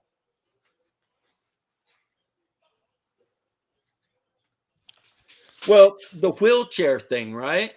I kind of started a little bit. No one took the bait really, but it's like if your fantasy game has a wheelchair, then why not a tank? Like, where does it end? You know what I mean? Like, I want a wheelchair. All right. I want a T-34. OBR 43 with the 85 millimeter gun on it. How about that? Can I have that? Good. And then if the DM says no, then I can say the DM is like a horrible human being because he wouldn't let me have the representation I was seeking, which was a World War II Soviet tanker. Because I really don't feel like D&D represents World War II Soviet tankers near enough. So they need to fix that ASAP. I need a Type 10 in my game. Consorting with warlocks? Well, okay, he did consort with, what was his name? But to be honest, dude saved him. That dude saved him because that magister was poisoning his ass. Of course, then it gave him like that weird burnt hand. That made him extra strong. Because I know at one point he grabbed some dude around the neck and lifted him up with his hand and just like ended his ass. But I mean, by the whole hanging out with warlocks thing, that means Staneth Baratheon's evil. I mean, pretty much everyone's evil by that. I mean, if you're going to say warlocks, I mean, maybe everyone's evil then. Well, there's no good guy. I'll tell you what, that is one thing about Game of Thrones. It is not easy to find anyone you would consider to be a good guy. Are you going to be okay in there? You literally sound like you're dying. You might want to go do something about that. No, she's blowing her nose, but it's like, I mean, Got some cold medicine? she's got cold medicine. I don't know if she takes it. She's a little Viking. She does what she wants. Now, Euron was evil as shit. Euron, they called him Old One Eye or Old Stormcrow or whatever. He was evil. Like, one of the evil things he did, he slept with his brother Victarion's third wife. And when Victarion found out about it, because Euron told him, Victarion went into a rage and hit her and it killed her. Victarion was see, Euron sent Victarion to Essos. Not that we ever knew what happened, but the plan was for Victarion to take his fleet to Essos to find Daenerys and convince Daenerys to marry Euron. But Victarion's plan was to find Daenerys and convince Daenerys to marry Victarion. Because even though he would always follow the Salt King because he was a loyal guy, he kind of hated his brother because of what his brother had done. He was not a fan. So, and you got to remember with the Greyjoys, it's like if you're even the slightest bit soft, they kill you. You know, it's like Balon Blacktide. When Asha described him, she said he had kind eyes, which meant he wouldn't last long. And he didn't. They cut him into 7 pieces. Euron cut him into 7 pieces and had him chucked into the water. Because, like you said, Euron was an evil prick. But Victarion, he was the one that always wore plate mail, and everybody was like, "You're wearing plate mail on a ship? That's crazy." But Victarion just didn't give a shit. You know what I mean? That makes sense of your campaign. Yeah, like all the other Greyjoys, they wear like boiled leather, maybe Shark was scale talking armor, about witches you and know? warlocks being evil in his campaigns. Well, Melisandre, I mean, she killed a lot of people to do the shit she did. And she definitely wanted to kill Robert Baratheon's bastard son, whatever his name was. And, you know, because in order for her to do her magic, she required blood. And the more noble the blood, the more powerful the magic. Wow. Oh, the Dampire. You know what? I can tell you that because I have all the character cards here. So now you're engaging me on something I'm super interested in at the moment. Because I've been putting together my Greyjoy army. Because I'm an edgy boy. So if I'm going to play a Song of Ice and Fire, you know. I wasn't quite edgy enough to go with Bolton. That was maybe a little too edgy. But I was edgy enough to go with Greyjoy. I mean, the Boltons are just like, ugh. Those guys are just kind of disgusting, you know? You're just like, no. What I need is a war game which I can make an army based off of Nobunaga Oda's army. L5R's got a game called L5R has a miniatures game. Okay, so I've got all my character cards for Greyjoys here. And these are all my tactics cards for Greyjoys here. Got the Griffin. Of course, I need to do his head, and he'll be done. I've got my Sandor Clegane of House Clegane. He's done except for his head. Let's see now. We're not talking about... Okay, wait. These are Starks. Get out of here with all that Stark bullshit. The littlest bear.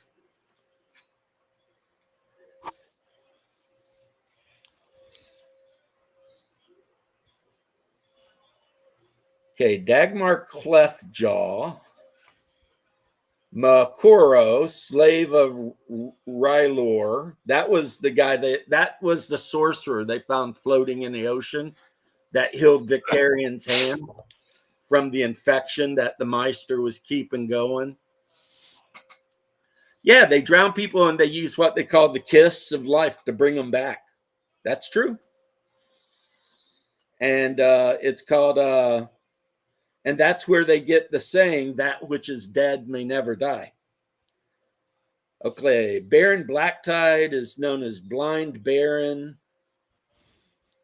Asha Greyjoy, Balin Greyjoy, the King of Salt, Windermere, Master of House Greyjoy, Aaron Greyjoy, the Dampier. And yeah, you're right. Aaron Greyjoy is a priest. And he's called the Dampier, and he's the one that drowns people and then brings them back. Yeah. His ability in the game is amazing, though. If like you're hardcore.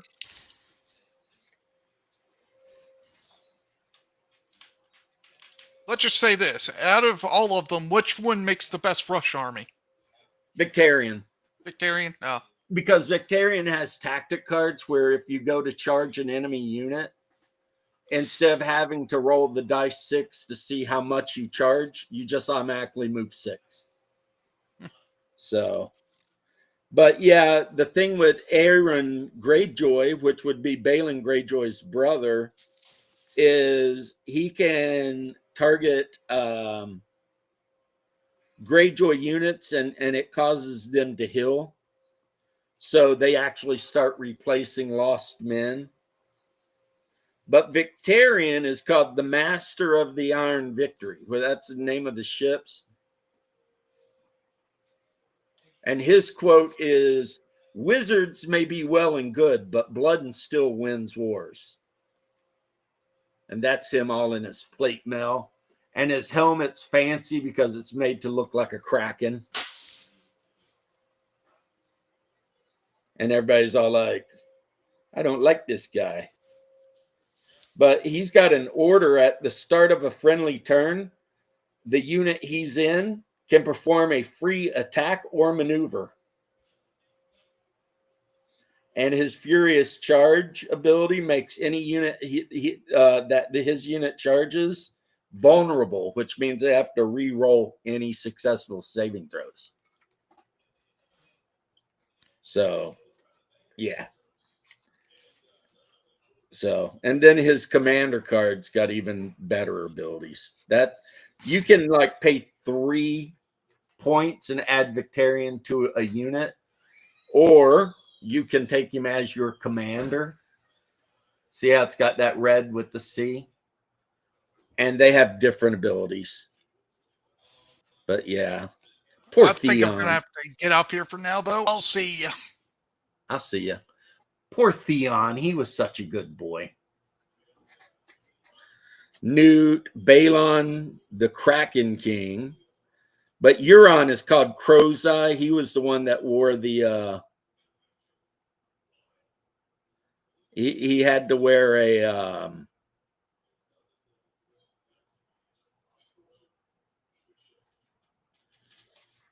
he is missing an eye, so he always had a eye patch on.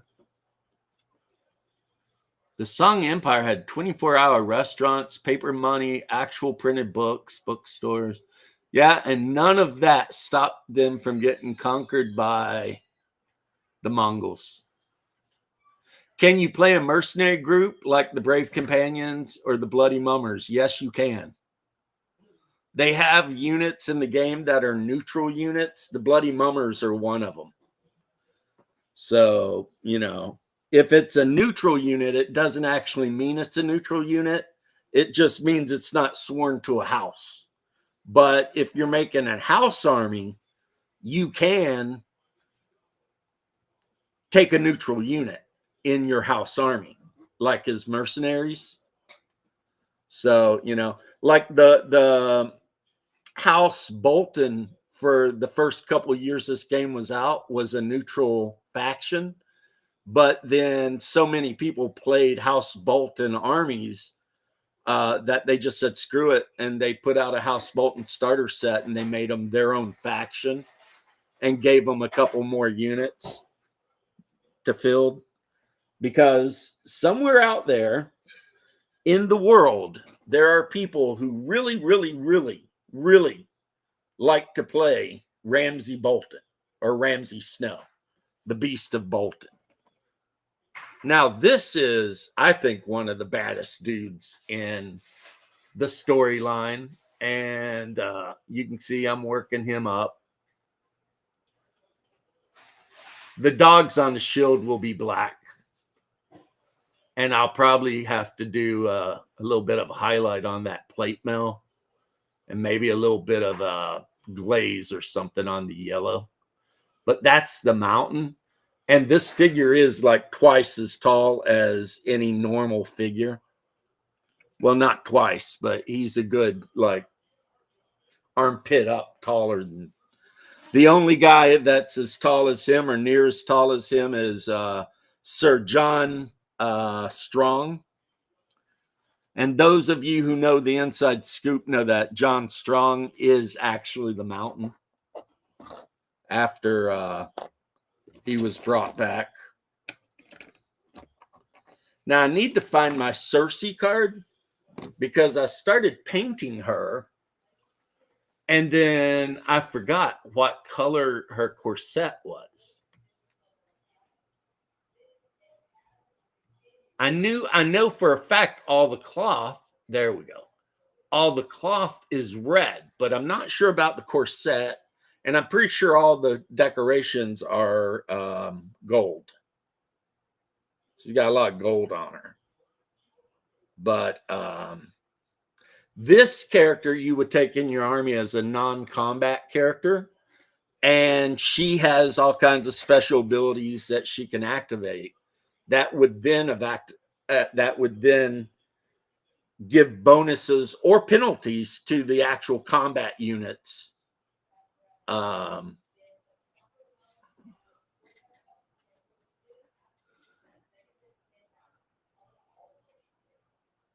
Well, no one can beat the Mongols, Shark. That's just the thing. The other thing, George, is that if you say you want to play Baratheon in this game, you buy the Baratheon starter set, and it comes with a bunch of generic Baratheon units, like halberdiers, archers, whatever. And it comes with Stannis and Renly. And then there are special units that will only fight for Renly or Stannis. So the Baratheons right off the bat are actually two different armies. I don't know if I've seen any Preston Jacobs books, but cool. Or lore videos. I might need to look into that. So what that does is it makes the game a lot more different because, hey, it's Jose. No way, Jose. What's up, Jose? Hello, how are you? Pretty good. How are you, man? Today has been a very sunny, peaceful day, I would say. Well, I am glad to hear that for you. I am still fighting this cold, but Yeah, I think that I need, as America needs to deliver me some rule books, I need to deliver you some heat. All right. So it looks like after I get these couple of units done, the only unit I'll have left is these archers, which is a generic unit. Like anyone can take archers, and they're pretty cheap too. And What then, of game is course, your raiders, if you want, you can give them that? bannermen. Wow. So that Cool. this is my mountain so far. Yeah, nice night. I Good need coloring. to find out what color that fist on his head is, though. But Yeah, otherwise, it's just leather belts and stuff, and then the sword details. And the the rim of details, the shield, and then paint all Yeah, three of the those shield. dogs black. yeah, the details of the shield, I think that deserve some color, right? Yeah, the dogs are going to be black. It's a yellow shield with black dogs. Okay, perfect. Um, You're good and painting then I because still haven't put the shade on this guy's face, but Sandor Clegane, the Hound. wow. He just needs his head done. And he has mousy brown hair, and the left side of his face is super scarred up. So, By the way, did you paint the Monolith Conan miniatures? yeah, all of them. All of them. Wow. Not only that, but then I went on eBay and I bought extra picks and pick archers and stuff. And I used them to make an army for Oathmark. So cool.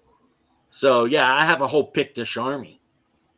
They're magnetized so they can go into movement trays, archers, and the picks. Some of them I even cut the weapons off and put different weapons on.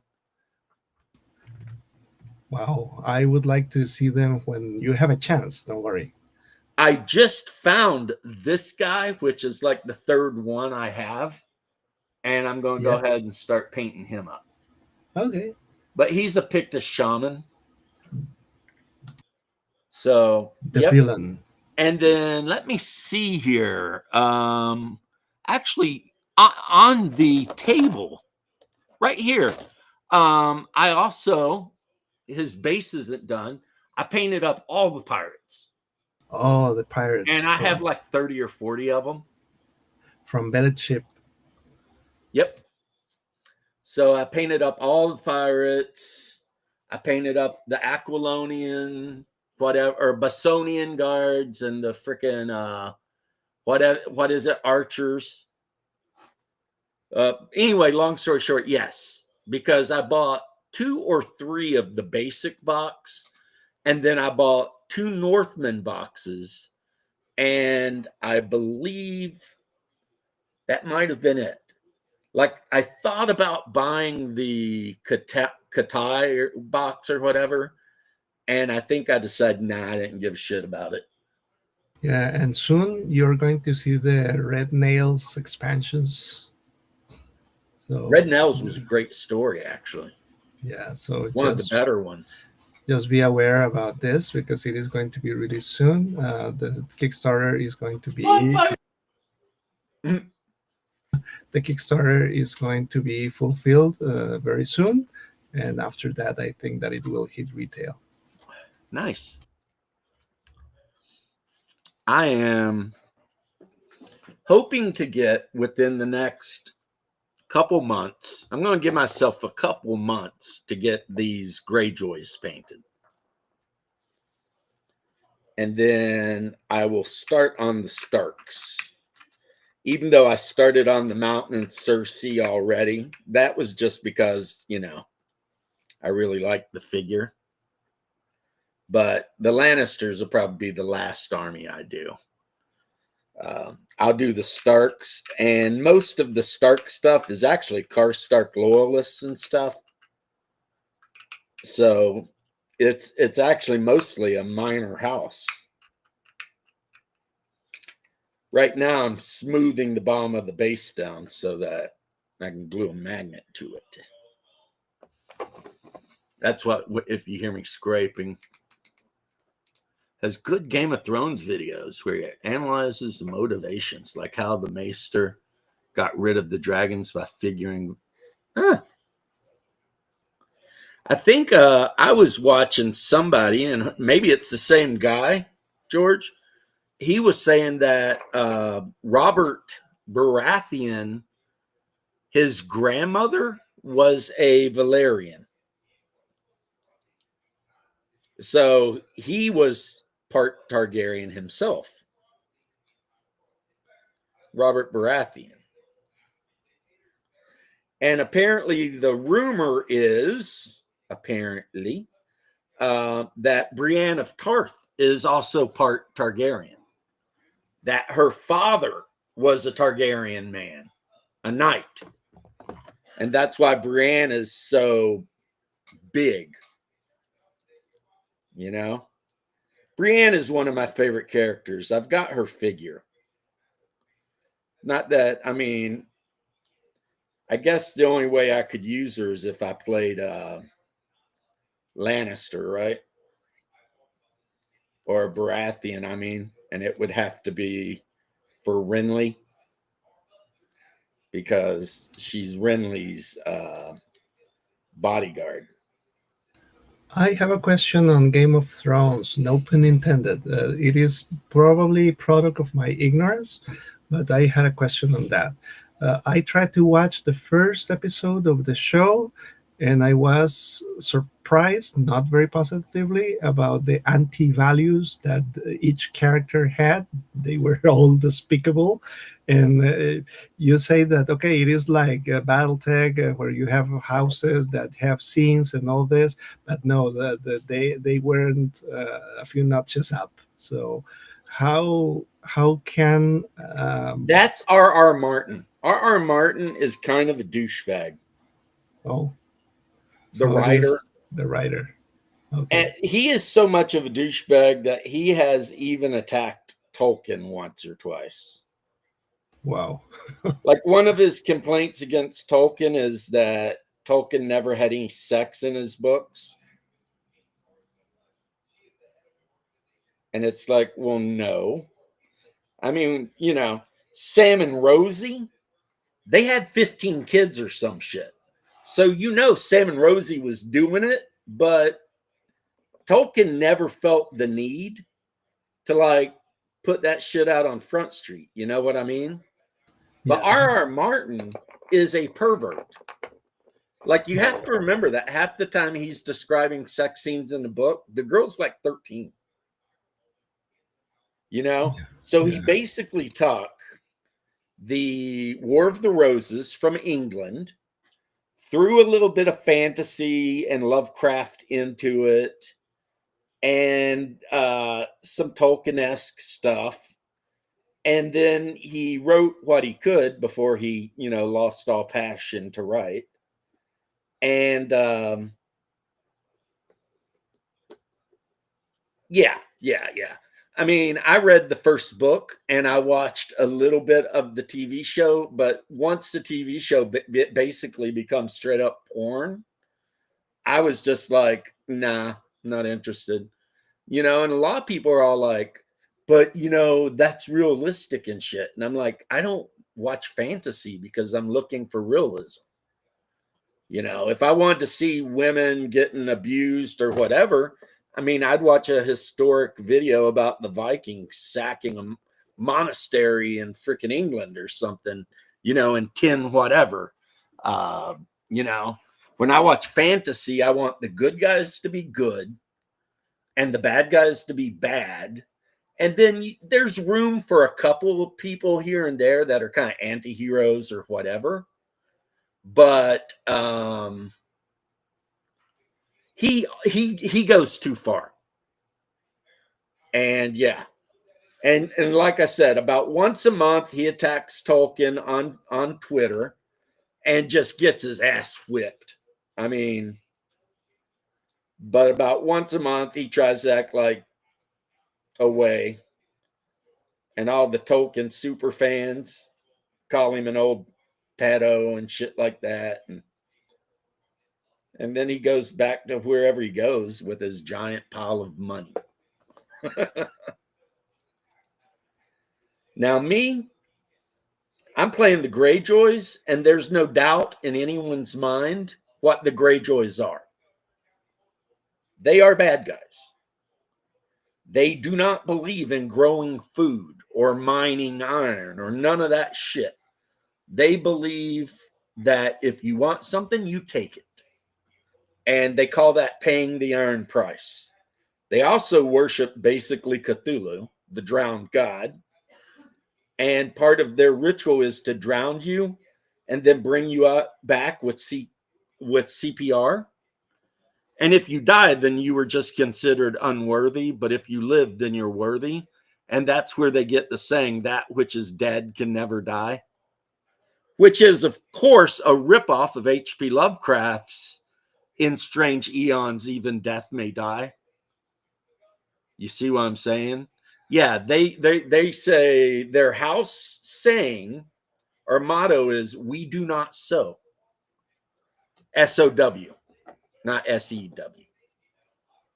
Meaning that, yeah, they don't grow crops. They pay the iron price. And the iron price is they stab you through the neck and take all your shit. So no one would ever be all like, oh, well, the Greyjoys are actually kind of good guys. Because if they were, I would be like, are you crazy? Like, even the best of them was still a dick. You know what I mean? Like, even the ones that, like, Victorian wasn't horrible, but he was still an asshole for sure. You know, not somebody you'd want to hang out with. Balin Blacktide was a really good guy. They cut him into 7 pieces and chucked him into the ocean because he was a good guy. You know, the Dampire was the guy who was drowning people and bringing them back from the dead. You know, Asha Greyjoy wasn't a horrible person, but she was in a position where she had to do what she had to do or die. And Euron Greyjoy is just straight up evil. Like, by any, like, method of calculating evil, that dude is evil. You know. There's one guy who says, his saying was, Balin is mad, the Dhampir is madder, and Euron is maddest of all. Talking about how crazy they all are. But anyway, Okay. yeah. The following question. Okay. Now that I know that all the characters are bad guys in that show, how is it compatible with, or how do you see, for example, buying the game from bad guys about bad guys versus bad guys versus your beliefs? This is All the something that people I in was the game curious. are not bad guys. No. No, the Starks are actually really good. And of course, it causes them no end of freaking problems because they want to be honorable and this, that, and the other.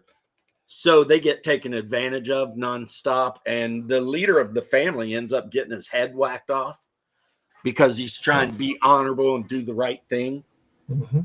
So there is that. I mean, Eddard tried to be the good guy and he got betrayed and got beheaded. Robb Stark tried to be the good guy. He got betrayed and got killed at his own wedding, as well as his mom. I mean, there are good guys. The Hound, the one guy I showed you with the scarred up face, he's kind of a good guy. Definitely an anti-hero. But when it really comes down to it, he kind of does the right thing. And then in the end, they leave him for dead, but he doesn't die. And he ends up becoming a monk. You know what I mean? Of the Sept of the Seven Gods. So, I mean, Jaime Lannister starts out in the books as a total douchebag. I don't know how they're going to finish him in the books because I don't give a shit about the show. But he starts to become kind of a good guy. And then you realize it's like his sister, Cersei. Now, I'm not justifying the fact that they've been boning since they were teenagers, but she is evil, like pure evil. And she definitely manipulated Jaime Lannister in the worst way. Tyrion Lannister, definitely a good guy. Even though everyone pretty much hates his guts. Because he's a misshapen, ugly little dwarf. And when he was born, his mother died in childbirth. So none of the rest of his family really have any high opinions of him. They pretty much hate him. Except for Jaime. And even Jaime done some shady shit, but he didn't really want to. But yeah, Jaime was always kind of nice to Tyrion, and Tyrion's nephews, except for what's his name? That guy's a dick. Joffrey was mad dog crazy. However, I mean, when you're dealing with a lot of inbreeding, that's a thing that can happen. You know what I mean? And that was a big problem. In Game of Thrones in general, that's a big problem.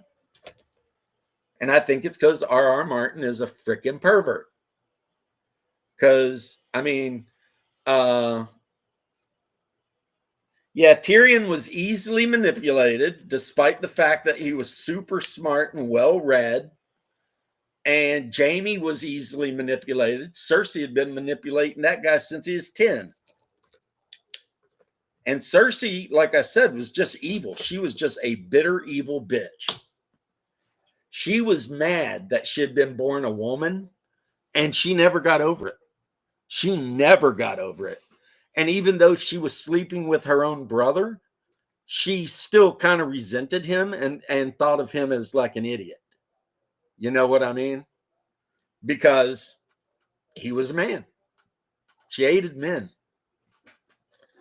She was pissed off because she wanted power and she wanted to rule everything. But in Game of Thrones, in Westeros, they don't really do queens that much. You know what I'm saying? So she could never really have real power. And she didn't grasp the idea of soft power like Lyanna of Highgarden did. So, yeah. Yeah. And she was supposed to marry Rhaegar Targaryen, but after Robert Baratheon killed Rhaegar at the Battle of the Trident, then she ended up marrying Robert Baratheon. But Robert Baratheon was a drunk and a whoremonger. And for some reason, he was not nice to Cersei, who was very happy to marry him at first. So she started having affairs on Robert with basically a lot of different people, but mostly her own brother. And all of their children that were supposed to be like Robert's were actually her brother Jaime's. She was a very devious woman. She would always make sure that Robert was really, really drunk before they had sex, so that, you know, she could make sure that he never got her pregnant. You know what I mean? So, yeah. But again, because R.R. Martin's a pervert. Any other questions about it that didn't answer? No, I think it is clear. Yep. R.R. Martin, I wouldn't leave R.R. Martin alone in a room with like young children or anything. South Park makes fun of him, and they took the Game of Thrones theme, you know, the whole dun, dun, dun, dun, dun, and they changed all the words to floppy wiener because they were making fun of him and how he seems to be obsessed with floppy wieners.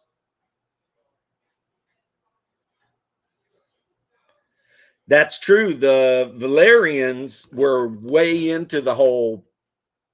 When Aegon the Conqueror, I believe it was Aegon the Conqueror, came over and landed in King's Landing, he and his two sisters had these gigantic dragons, and they whipped everyone's ass except for the Dornish.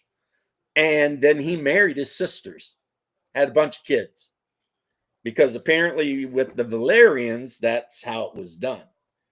They didn't do the Valerians right, though, because the Valerians were supposed to have almost platinum white hair and purple eyes and very, very pale skin.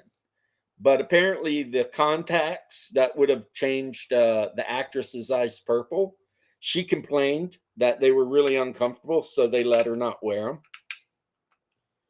So in the TV show, you've got Daenerys running around with brown eyes, whereas Daenerys should have had very, very purple eyes. But, you know, that's neither here nor there, I guess, really.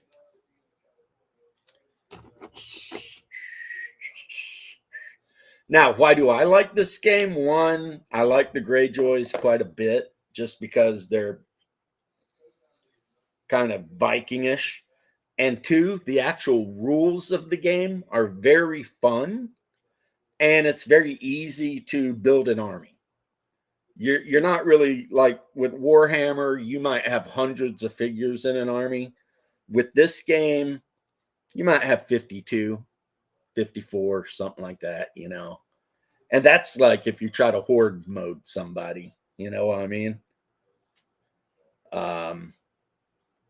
So, but the game itself is fun. I like the non-combat part of it where you can move a non-combat character to a position in the court, and that can actually affect the battle. You know, like if you spend all of your time putting your non-combat person in charge of the coins, then depending on her abilities or his abilities, controlling the coins can drastically affect the battle. So, yeah. Interesting. So basically, you make a separation between the game and the fiction, right? Like I said, I don't Or the know lore. about the fiction. I've read it. There's nothing worse in this than reality. I mean, really. I've read worse in like kings and judges in the Old Testament. But I think what he was going for was, I'm going to make this really gritty kind of thing. And he might have went too far with it, with some things, not with other things. But then again, Jose, you have to remember, I used to play 40K for a long time. So super gritty shit does not bother me. Okay. I mean, I played a game where, like, you know, oh, those people on that world are acting up, exterminatus, you know, destroy the whole world, bloom, you know, bam, gone. Terminator. Now, I was looking at the lore for Trench Crusade, which is a new game that's coming out, but that game seems blasphemous to me. So I doubt I'll actually get into that game, because it has to do with like demons coming out of the ground and trying to conquer the world, and like what they call metacrists, and apparently there's a number of them. And I'm like, wait, what? Yeah, it reminds me when I bought the video game Bayonetta, and basically I found that it was very heretic too. God is portrayed as Humpty Dumpty, and I said, okay. And the nuns are angels, are evil and things, and oh my gosh, I stopped playing. Well, the Japanese do not have the same view on Christianity as we do. Yeah, For I them, can it's tell. just another, like, whatever, unless they're actually, you know, religious. For them, that's why if you ever watch Berserk, even though the main character in Berserk, Guts, is absolutely a good guy, he might kill 1,000 people in the course of the story. He is a good guy. The other world is ruled over by, they call it the God Hand, but it's actually 5 incredibly powerful demons. And then they have lesser demons that are called apostles. So it's like the wording is like, but you know, I cut them a break because they're Japanese and they don't understand Okay. these words. You know what Yeah. I mean? Yeah, like mythology or something like that. They treat it like mythology. Right. They have no idea that an apostle is a specific thing, or And of course, a lot of them, depending on their religion, they could have, 10 gods. So, and, if they're into Buddhism or Hinduism, I mean, they worship gods that are evil sometimes and good other times. And you know what I mean? So that makes it even more confusing, because it's like, okay, you worship Kali, who is obviously evil as shit, but you worship, say, Shiva, who may not be as evil, depending on how Shiva's feeling at that particular moment. Yeah, it is basically like the prophecy of the end of the day of Brahma, that says that something ugly happens after each day ends. And Right. it ended about 250 million years with the Permic-Triassic extinction. And Right. the next day will finish in several billion years in the future. So, Right. Like eventually Brahman will destroy everything, but then he'll remake everything. exactly. That's like one of their things. So if you get into like the East Asians and West Asians and their views and the way they treat like Christianity, it's totally different, because they simply do not understand. Okay, I will give That's the true, chance to George. Bayonetta. That's 100% true. Cersei grew up in a world where it was not unheard of for brothers and sisters to get married. I mean, like I said, the first Targaryens, Unlike actually the almost all the Icelandians. Targaryens married their sisters. Unlike the Icelandians. Exactly. It was a very Targaryen thing to do. Marry your own sister. It's like, yep, that guy's Targaryen, all right. He married his own sister. But with like a lot of the other houses, that was not something you ever would do. It just really depended. Like when they were teenagers, they got caught by one of their babysitters getting down. So Tywin sent them apart to keep that from being a thing, which is their father is Tywin. He tried to break that shit up, but didn't work. But a lot of it was just her manipulating Jaime for her own ends. Because before Jaime got his hand cut off by the Bloody Mummers, he would definitely, probably, and I say definitely, so I shouldn't say probably, been the greatest swordsman in the realm. You know what I mean? Like if you fought against Jaime Lannister, you were going to die. And so she used him a lot to get things done, Sad, really, that she treated her own brother that way. But like I said, towards the end there, or the middle of what I was reading, Jaime started getting to where he was recognizing what was going on. And he was being all like, no, I don't think so. You know what I mean? And I honestly kind of had hoped that R.R. Martin would have stopped being a freaking freak and would have let Jaime hook up with Brienne of Tarth. Because that would have been a good, because Brienne was always good too. Like no one can say anything negative about Brienne of Tarth. She was good and loyal and just, always did the right thing. And yeah.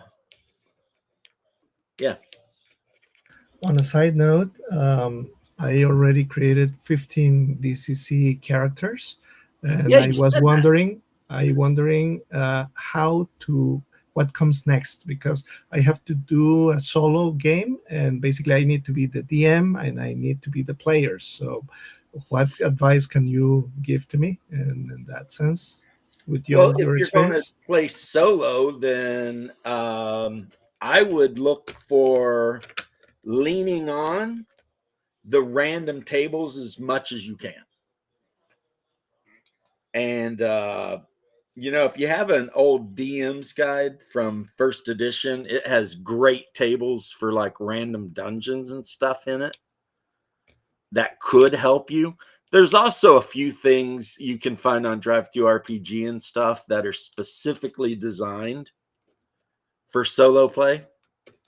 And secondly, just try to keep your best character alive,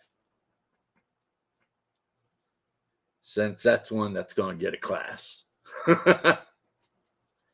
But yeah. Okay, thank you for the advice. Yeah.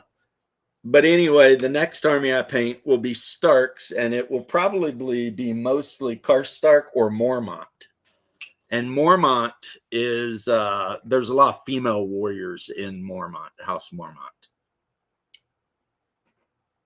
They call them the Bears, or the Bear Wives, or whatever they call them. Let's see. Oh, well, damn. That has went quick. It's been about 2.5 hours, and I promised my wife that I would play some Splendor with her. So I better get off of here. Okay, nice to talk to you. Oh, always, anytime. But yeah, the wife tucked me out to lunch, and she's like, I want to play a board game with you later. And I mean, how can you say no when somebody actually is going out of their way to want to spend time with you? I mean, Of course. Okay. you kind of got to do that, So let me put my figures up and look at them, and then go ahead and say peace out. Have a good one, and I will have a chat good one. with you guys Okay. later. See ya.